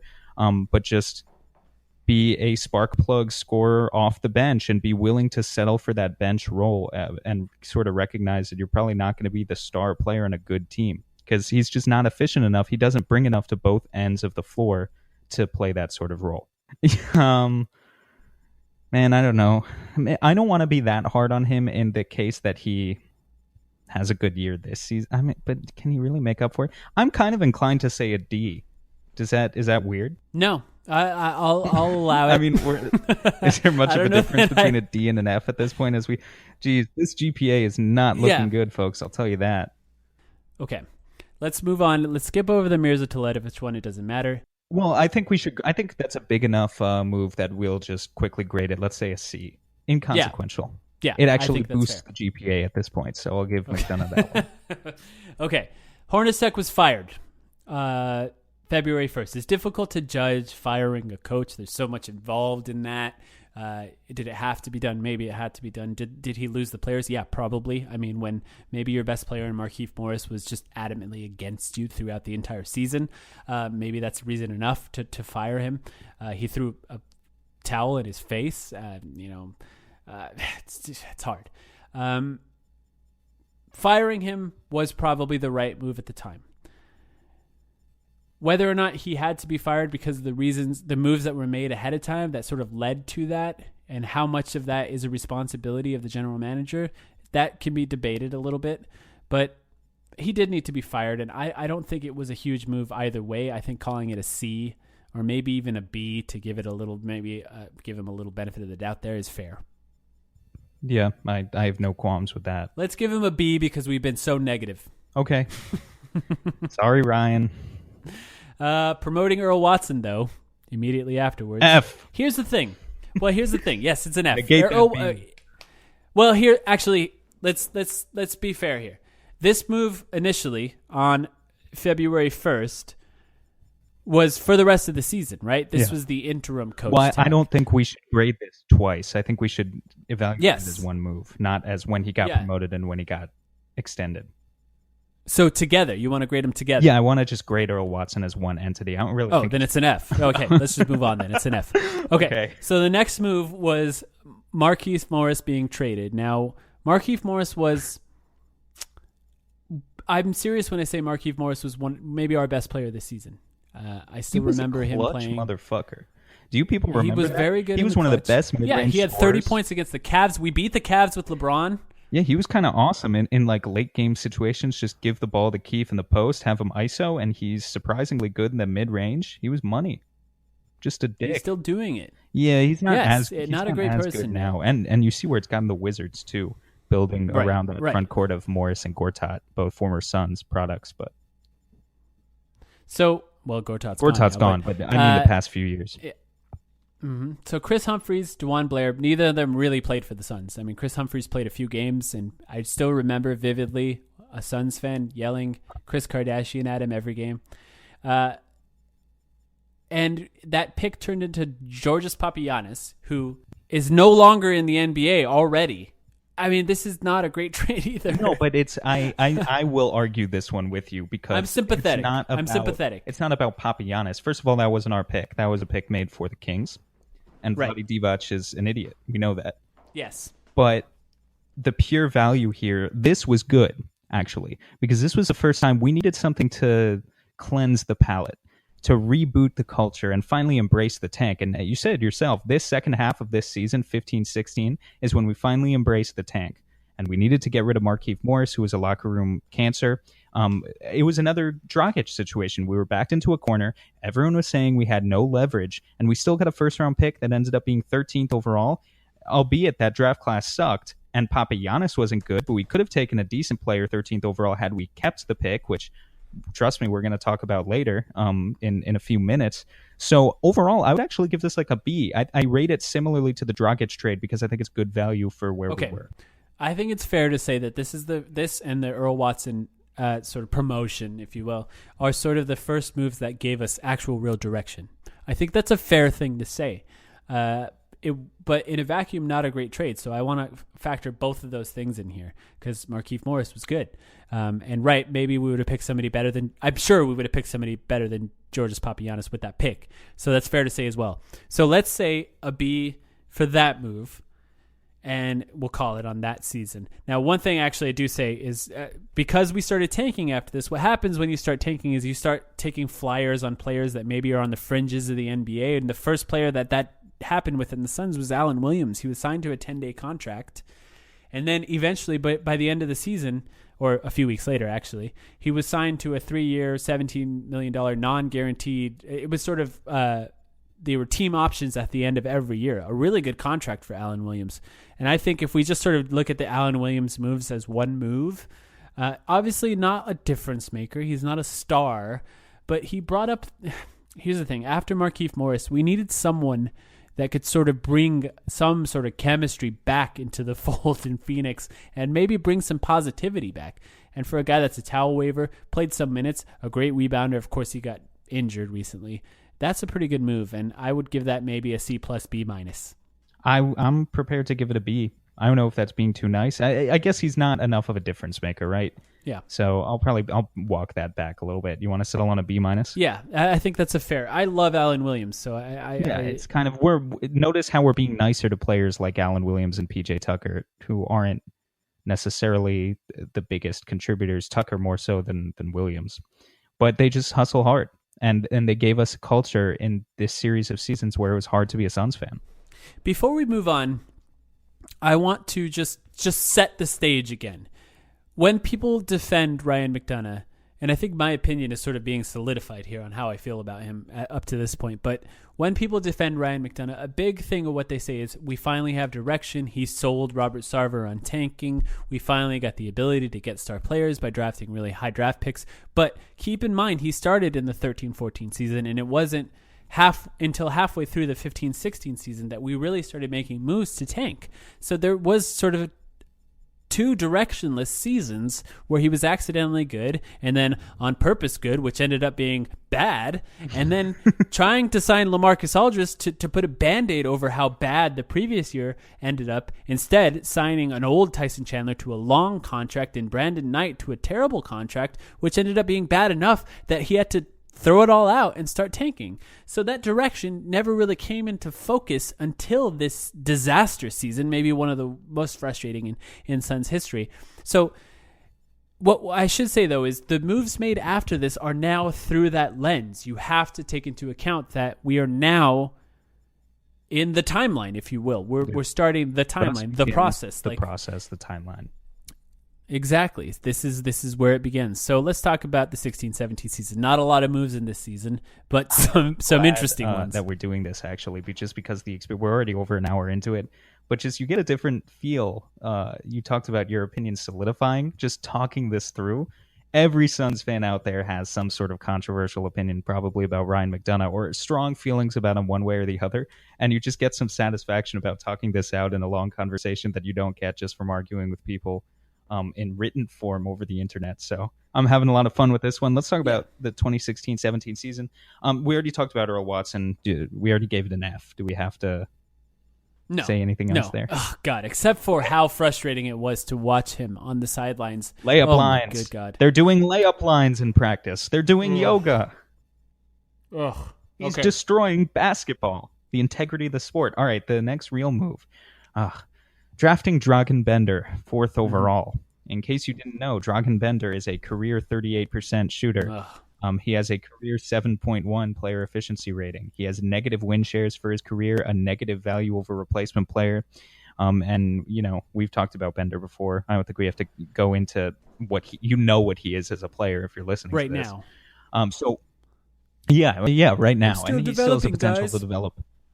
Yeah, he still has the potential to develop into more. I think the most important thing here is to look at the guys who went immediately after him. So in between where we picked Bender and Chris, you had Chris Dunn, who went 5th, Buddy Hield 6th, and Jamal Murray 7th. And that sort of right there shows how much that draft class kind of sucked. Because in there, I see 3 players who, at the end of the day, I kind of do think all 3 of them are going to be better than Dragan Bender. So that reflects in how we're going to evaluate this. But it's another draft class sort of similar to 2013 when we started this discussion off with Alex Len. There wasn't an obvious all-star for us to pick in there. I think Jamal Murray is going to be really good. But Chris Dunn, Buddy Hield, first of all, we were targeting big men. It's just sort of unfortunate that Dragan Bender and Marquise Chris were considered the 2 consensus best big men in this draft class, knowing what they are now. Mm-hmm. I think I might surprise you here. Through the lens of a tanking team, picking someone that's an obvious project player, someone who's clearly going to take a lot of time, and based on the draft, how we felt at the draft at the time, how I feel about Dragan Bender as a player right now, I don't have a lot of faith that he's going to be a valuable NBA player in the long term. And that's fair to say right now. But looking at it where we were at the time, he was one of the highest touted draft picks. Some people even talked about him as the number 2 pick potentially. And we thought it was kind of a steal at the 4th pick at the time. People were really looking forward to it. He was sort of touted as a clear project player, but someone who's played professionally for years and has the potential to bring all these different skill sets to the NBA. Now, I don't think it was a great pick. Now, I'm not going to say it was, although I'm not sure I buy into Buddy Hield, Chris Dunn, Jamal Murray I do like, but I'm not sure I buy into the rest of them. I'm going to give it a B-, C+. Wow. One of those 2. Okay, so this is good because we haven't been disagreeing a lot. We've sort of made each other compromise. I really feel a D on this one. I don't know. I mean, I get your argument about projects when you're tanking. It's interesting to have projects. I like the general strategy of what we did in that draft. I didn't think it mattered that we took two guys who were both projects at the same position, because the thinking was one of them would work out, right? And it just has so hilariously almost backfired on us to this point. And we're in that section now where we're talking about recent enough history that things are fluid. They can always change. And hopefully one of these two guys comes back with a kick-ass third year in the NBA. But yeah, I'm feeling a D on this. You're feeling what again? Let's say a C- is a compromise. I think it's fair. Okay, C-. I guess I can feel that. I mean, I don't know. I think at the end of the day, if you asked us to do this in another 12 months and Bender is even more officially cemented as a bust, then we're not talking about a C- anymore. But for now, I'll compromise on this one. We'll go with a C-. This was an active draft. Next one. Trading Bogdanovich, the 13th pick, the 28th pick, and a second rounder to move up for Marquise Chris, who we selected 8th. And the 13th pick was used on Papagiannis. The 28th pick was used on Labissiere. The second rounder is in 2020. It hasn't been used on anyone yet. But I think basically all I have to say, and then I'll let you say your piece on this one, is this. Skal Labissiere, who was taken 28th in that draft class alone, has arguably outplayed Marquise Chris to this point in their career. And that's all you have to say. I mean, the 28th pick has outplayed the 8th pick. And on top of that, we gave up a late lottery pick and Bogdanovich and a second rounder. It's ridiculous. In hindsight, I mean, I don't think it was a bad trade at the time, but we can't only view things as they were at the time. We have to, with the benefit of hindsight, start evaluating these more objectively now, and we can say it was a bad trade. This wasn't a great draft in general either. It sucks that when we had two high picks, of course, in recent timeline history, they've been terrible drafts. But I will say this as well. I'd rather have Bogdanovich and Skal Labissiere right now than Dragan Bender and Marquise Chris. It wouldn't even just be those guys. I mean, Papagiannis sucked, but there were other guys that we could have taken. A guy like Caris LeVert as a wing is playing, the late first round wasn't great, but a guy like Caris LeVert is one of the standout names to me. He was taken 20th by Indiana, is having a pretty good career so far. Think about a situation right now where the Suns have solid role players in Skal Labissiere, Caris LeVert, and Bogdanovich instead of just Marquise Chris. I mean, that's probably an extra 5 to 10 wins that we're getting next season, just with those role players who are solid all around. Yeah, or how about Jamal Murray instead of Dragan Bender? Well, the ideal draft, Skal Labissiere. The ideal draft, you forget Bender and forget Chris. You add Jamal Murray, Caris LeVert, and who else do we just say? Skal Labissiere. Bogdanovich is still guys, a player. but you can't think like that because that's like really the best case scenario. I mean, things never really work out like that for teams, but just the tantalizing prospect of a roster like that. We could have a Jamal Murray, Devin Booker backcourt right now with all of those good role players around them and still probably have our Josh Jackson, maybe even DeAndre Ayton, you never know, because those prospects coming in weren't going to make such a big impact as rookies because rookies typically don't contribute to winning that much. We still would have had our top picks. Maybe not the DeAndre Ayton top pick. I don't know. That's more suspect, but we still would have been picking around 4th or 5th the next year, regardless of how those rookies play, and still would have been in position to probably take a guy like Josh Jackson again. Now, having trashed that trade like we just did now, you'll be surprised to hear that I don't think it was the worst move either. I think that Chris has a lot of potential still. These guys haven't had a good coach yet. It's fair to say that they were playing under our most obvious F. Literally on the scale, there's a picture, or a scale of A to F. There's a picture of Earl Watson next to the F. So it's fair to say that we don't really know how this is going to turn out yet. And I actually think that both players still have potential. And I think that Chris's potential is probably higher than Dragan Bender's at this point, especially considering that's the type of player, I think, someone like Marquise Chris that's so raw, he needs a really good coach to try and access or really tap that potential. So I don't think it's the worst trade. I don't want to give it an F. I don't even want to give it a D. I'd probably settle around a solid C, or could even be convinced even, C plus maybe. What? But see, like, and I'm sorry, but a C plus is like that move improved us somehow, right? If a C is inconsequential, then a C plus positively benefited us in some way. And I like Marquise. But I can't look at that move. I can't look at those names and think about the possibility of us having Bogdanovich and Labissiere and another prospect 13th, regardless of if it was Papagiannis or Levert or some other random name in between. I just don't see many situations in which Chris can still improve his career enough to turn out as better than the sum of the parts of everything that we sent out to Sacramento. Which is why I'd probably settle for a C- here again. Yeah, that's a fair argument. Let's do it. C- is fair. I think here's the thing: is these players can still turn out to be good NBA players, and I think that I'm selling myself high on the potential here. Okay. I think that's part of it. Next one, drafting Tyler Ulis, 34th overall. And Ulis is now off the Suns. He made 58 starts in his tenure with us. He averaged 7.6 points and 4.1 assists in about 21 minutes per game on 40% shooting from the field for his career, which for a point guard is ugly. But yeah, we know what Tyler Ulis is. This is one of those ones where, unfortunately, it didn't work out.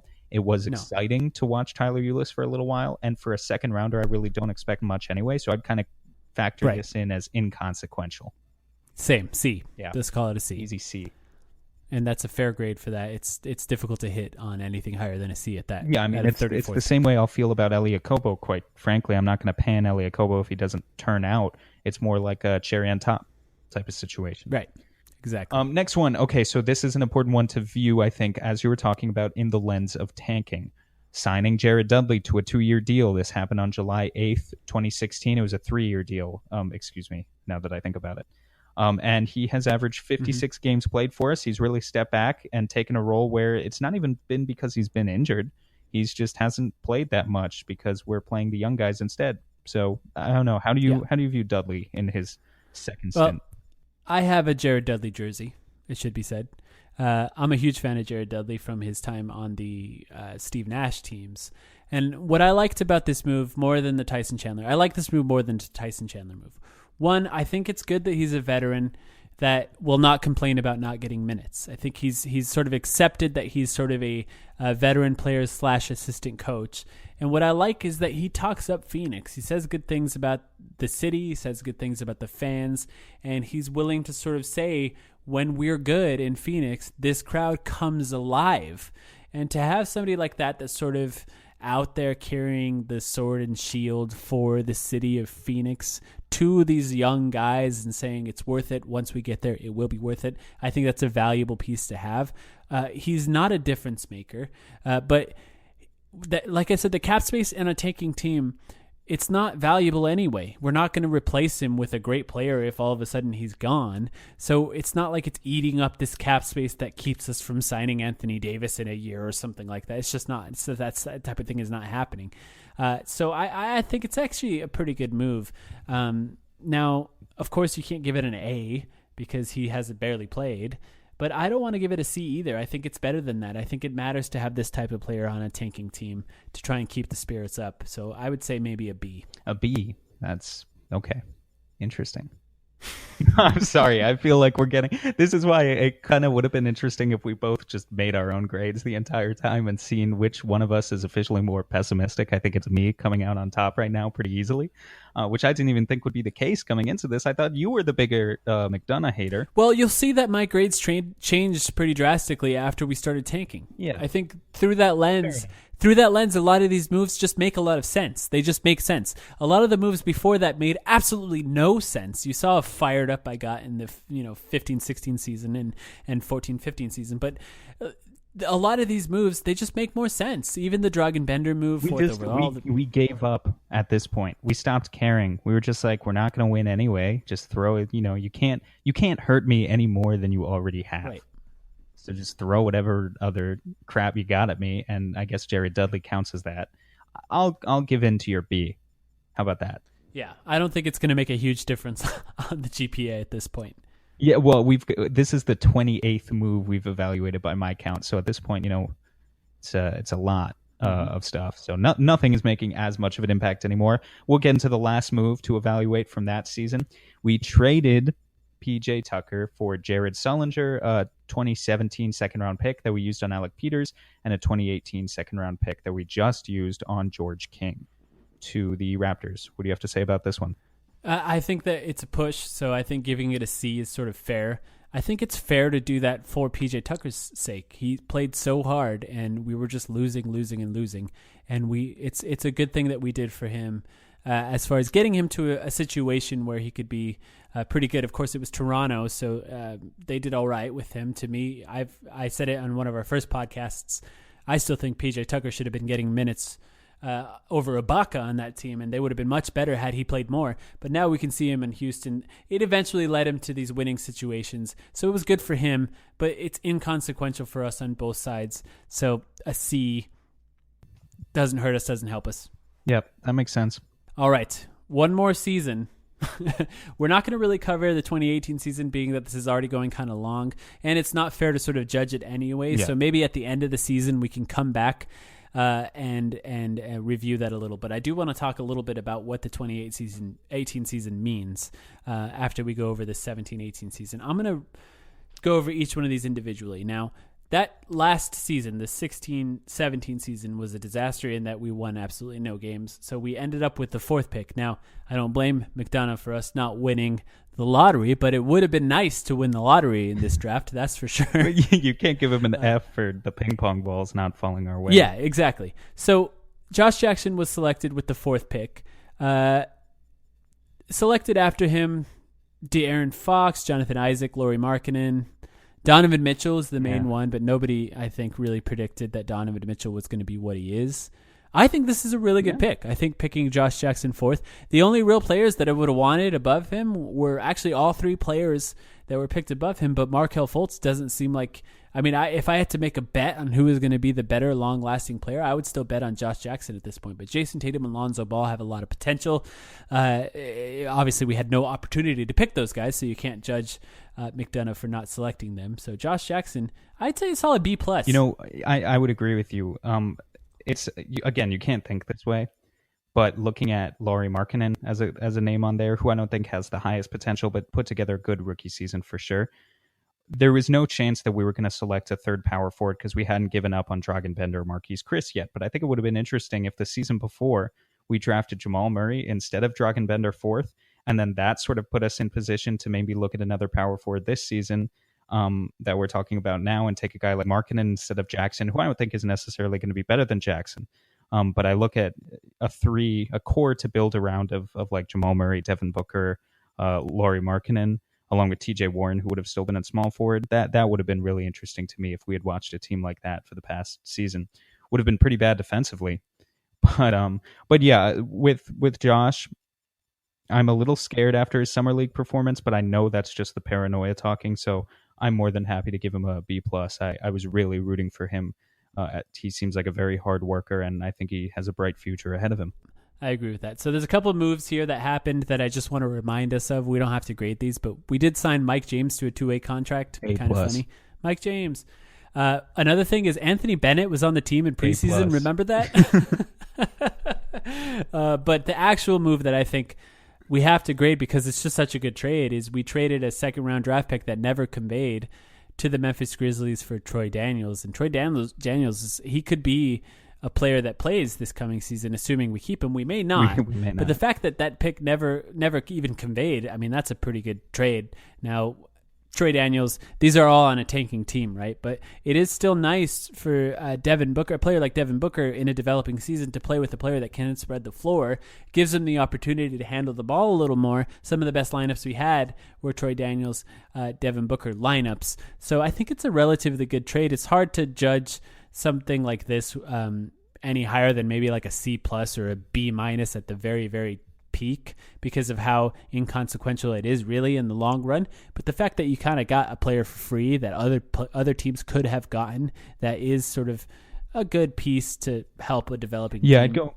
It's not the worst. I'd go with the C+. Just to echo what you're saying. It was a good move. Yeah. But given the possibility that we don't even have Troy Daniels on the roster this upcoming season, depending on situations, decisions that still have to be made, I'd say that's fair. Yeah. C+. All right. Next big one. TJ Warren signed to a 4-year, $50 million contract. Relatively fair market value. It's really, TJ Warren is a hard player. Obviously, we've talked a lot about TJ Warren so far. But I think what's hard about TJ Warren is he's the type of player that you have to see on a good team to really know how good he is. He hasn't been great at passing. He's good around the rim. He's kind of good at handling the ball. He's really fantastic in transition. He takes those long strides running down the court. Efficient, but not overly efficient because he's not a good 3-point shooter. Good at getting fouled because he's constantly moving towards the rim. One of the prettiest floaters in the league. That contract is not an overpay, but it's not really a value either. I'd say it's fair on both sides. C plus. No, I'm B feeling minus? a B on this one. Is that weird? I mean, I guess that's the second time I've asked that. No, it's Stop not saying, weird. Is that weird? I should it's have not some more weird. conviction in my answers. I'm feeling a B, Mike, and here's why. Okay. I don't know. Sell me. Everything. I don't feel that strongly about this, but everything about TJ is just like pleasant.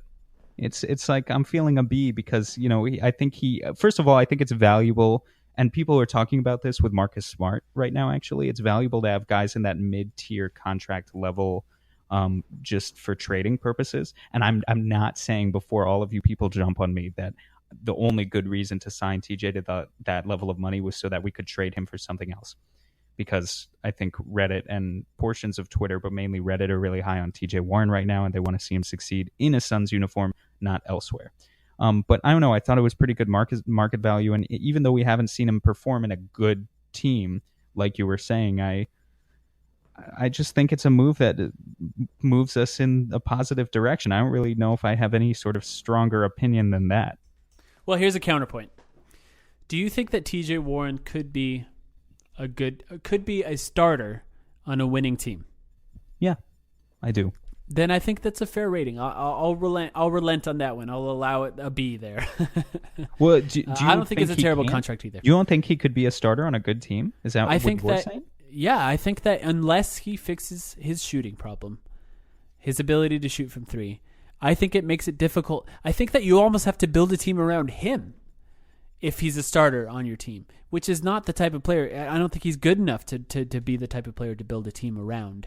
A player like Josh Jackson, who also has similar shooting problems, can handle the ball, is able to sort of play make for others, and is a plus defensively, or has the potential to be a plus defensively. TJ Warren, not a bad defender, but is not exactly a plus defensively. Can't play make for others, only looks for his own shot, and can't spread the floor. I think those are big problems. Now, in his defense, since we brought this up about Chris and Bender, hasn't exactly had a great coach. Seeing TJ Warren under Igor Kokoshkov is going to be a really interesting experiment.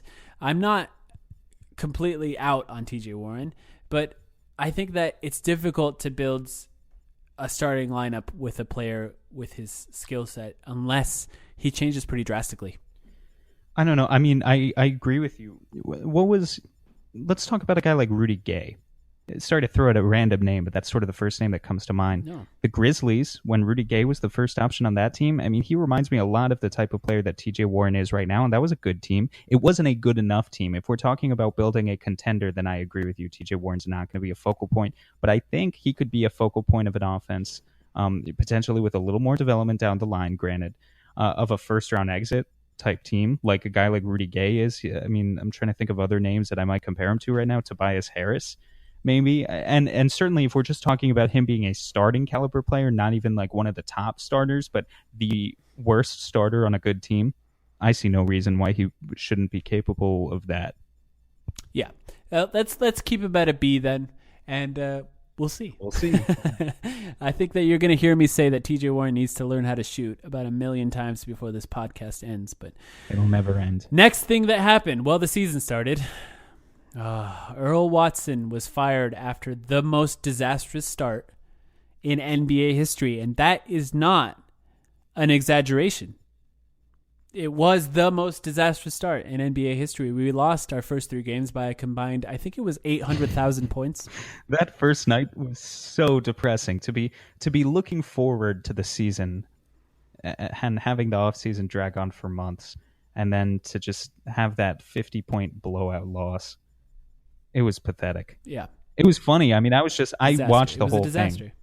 I watched the whole thing laughing. in the second half because it was so ridiculous. It was so absurd. How can you not laugh at something that absurd? As I sort of recognize the putrid situation that we were truly in at that point as a franchise. Not that we're that much better now, but that's where we were. Well, here's the thing about Earl Watson. Do we give McDonough credit for firing Earl Watson after he hired him in the first place? No. I think you need to mention that. I don't think we should grade this. I think you should mention it as a thing that happened. Well, how about we grade this then? Promoting Jay Triano to interim coach. Yeah, I think we can grade that. I like Jay. I think that was a good move. C+. We weren't going to get anyone mid-season to come. I think a C+ is exactly what I was thinking, and here's why.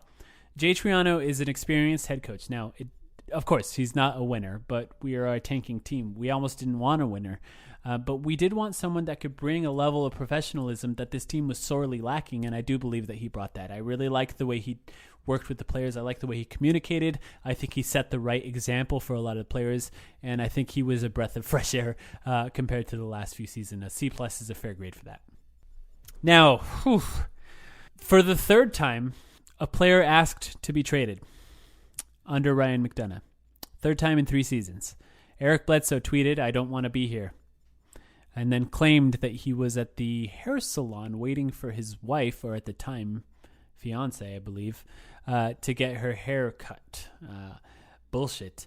But Eric Bledsoe was traded to the Milwaukee Bucks for Greg Monroe, who played about half of a game here, and a second-round draft pick and a first-round draft pick in 2019. Phoenix has not received that draft pick yet, and then another draft pick in the future. So this trade, it's hard to judge right now because Greg Monroe is the only moving piece that got back to the Suns, and he was bought out after not a lot of games. But this was a disaster as far as communication once again. It's another time where McDonough did not properly prepare a player for the season, or maybe, the entire offseason before this, people talked about that Eric Bledsoe should be traded, and a lot of people were talking about that Earl Watson should not be the coach. These two things should have been done before the season began. Yeah, of course, hindsight is 2020, and maybe Eric Bledsoe was going to buy into this and somehow be some point guard really fighting to play as good as possible on a tanking team, but there's nothing really that came before this that led me to believe that Eric Bledsoe would be that type of player. So I have no reason to believe that would have happened. So it's a tough one to grade. How do you feel about it? Look, we sat Eric Bledsoe the last 15 games of the season prior. So I could understand why maybe he wasn't particularly happy with Phoenix. But on his end too, it was so unprofessional. I mean, I remember watching the media day interviews going into that season. It was fine. They were pulling him aside for interviews. He was talking about how he was looking forward to working with the young cats. Everything just seemed to be normal. It came out of left field. It really did. So that's why it was so confusing to me. I mean, I'm not quite sure, other than not have been tanking so blatantly and sitting Bledsoe the season prior, I'm not sure what McDonough could have done differently in terms of communication this time around. I mean, it was just an unprofessional display on Bledsoe's part to air out his dirty laundry over Twitter. That's fair. And maybe it was entirely Rich Paul related. Guess how many Rich Paul players the Phoenix Suns have on the team right now? 0. Yeah, 0. Mm-hmm. I don't think we're going to get any anytime soon. And you know who was, what coach that the Suns supposedly interviewed was a Rich Paul client? Ooh, let me guess. Mike Woodson? Dave Fizdale. Oh, Dave Fizdale. That's even better. Yeah. I'm still wondering what happened with Woodson. Yeah, that's a weird story. Whatever. For another time. Yeah, let's move on. Let's grade this trade.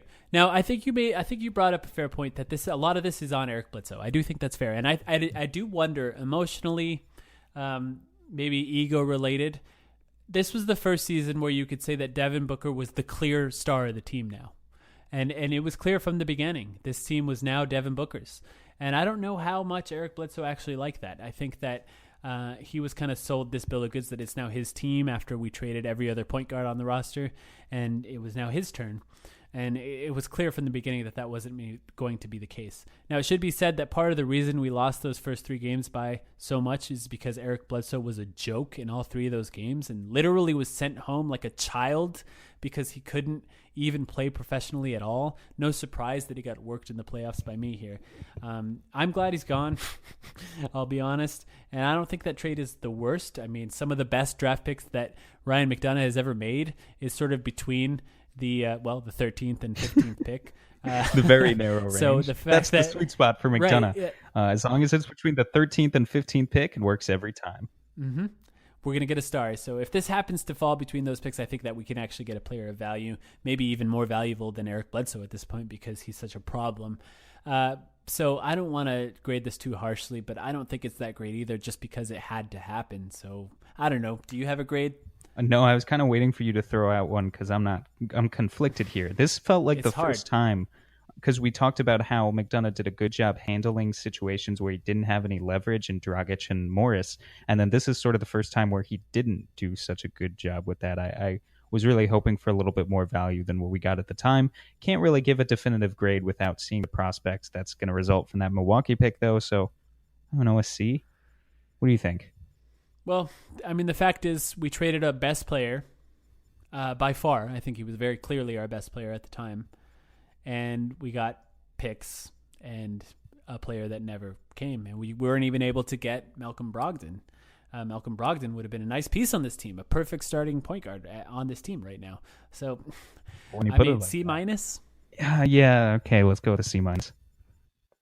Again, these are kind of harder. These are harder to grade because we don't know all the final details yet. Yeah, exactly. And actually, that's the point I want to get into. Before we move on, I'm just going to go over a brief discussion about the 2018 offseason. I'm not going to go over each move. We've already done that in great detail in our last podcast. If this is your first, please go back and listen. I promise they're good.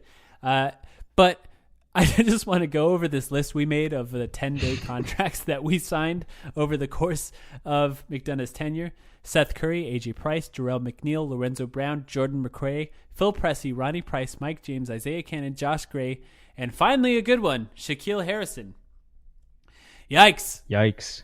Here's the thing. Now, just to wrap up here, in conclusion, a lot of the last 2.5 years of Ryan McDonough's tenure is based on what happens in this 2018 offseason. Once you start tanking, that means that your entire goal is high draft picks. DeAndre Ayton, this is why there's so much pressure on DeAndre Ayton.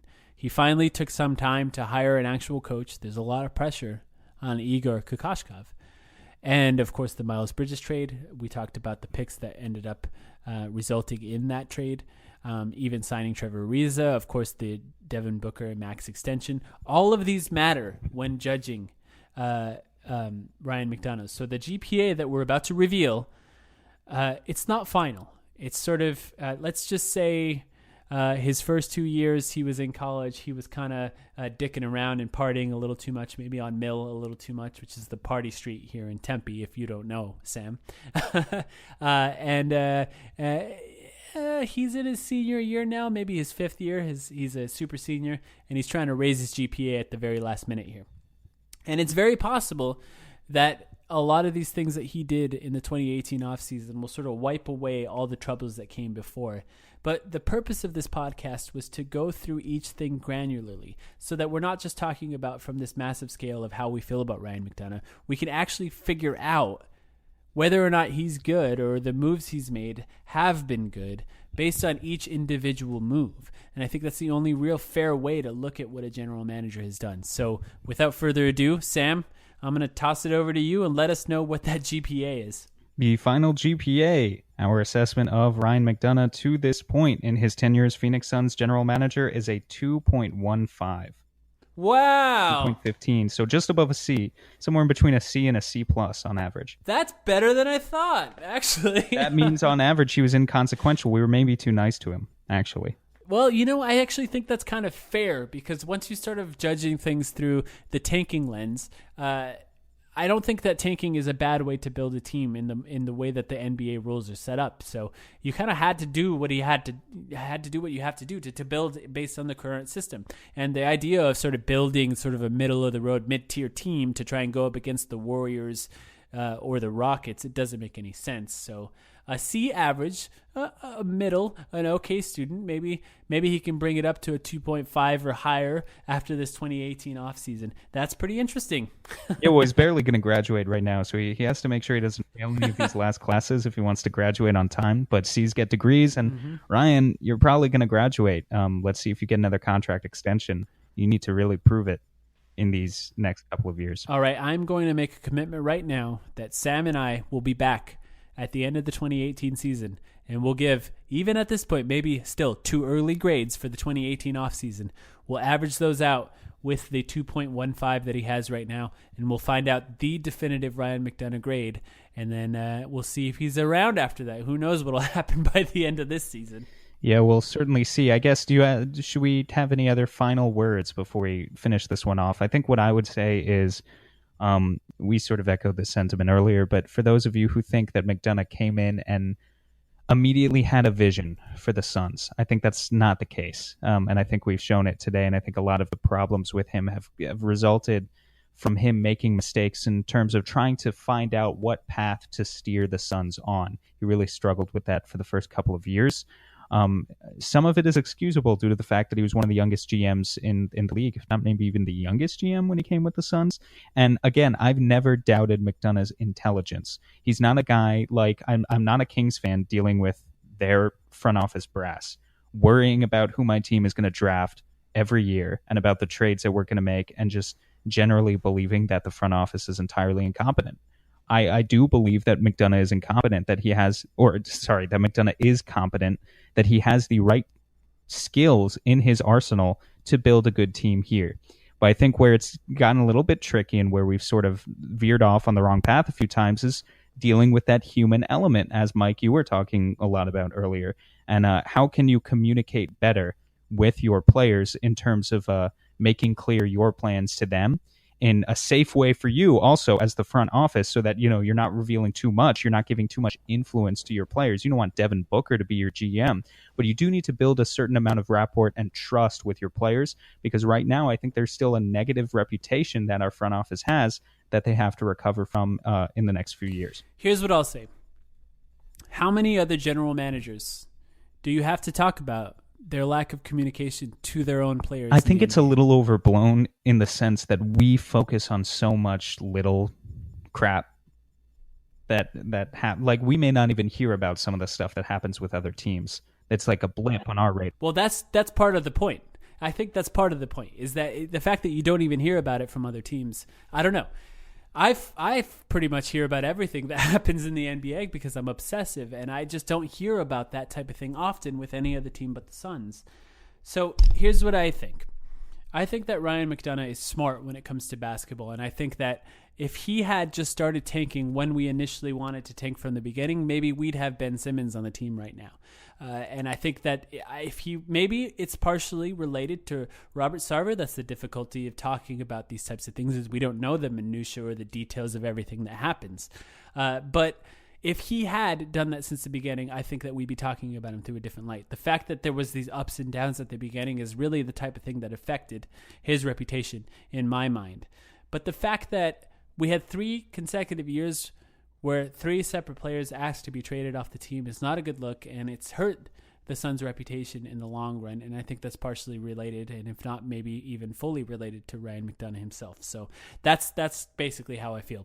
But I do have a lot of hope for the team going forward. I know this episode kind of went a little negative, but these are the last few years of the Suns. They were hard years, and this is the honest truth about what we went through. So I don't really have much more to say than that. I think that we kind of got into it pretty good here. For those of you who stayed around to the very end, thank you so much. I actually think that this is going to be a really good podcast for Phoenix Suns fans. Maybe every Phoenix Suns fan should listen to this one really going forward.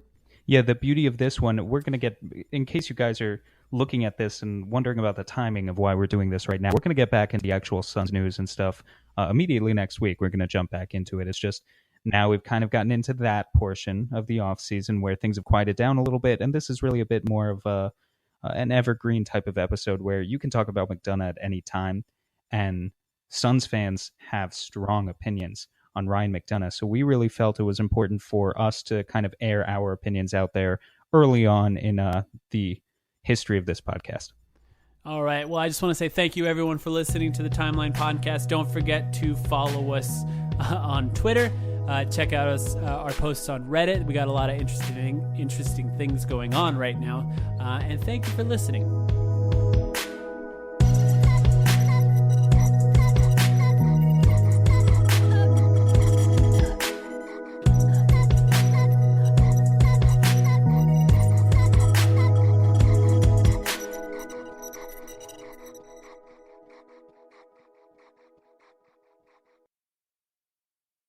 Sugar Ray Leonard, Roberto Duran, Marvelous Marvin Hagler, and Thomas Hearns. Legends, whose four-way rivalry defined one of the greatest eras in boxing history. Relive their decade of dominance in the new Showtime sports documentary, The Kings, a 4-part series premiering Sunday, June 6th, only on Showtime.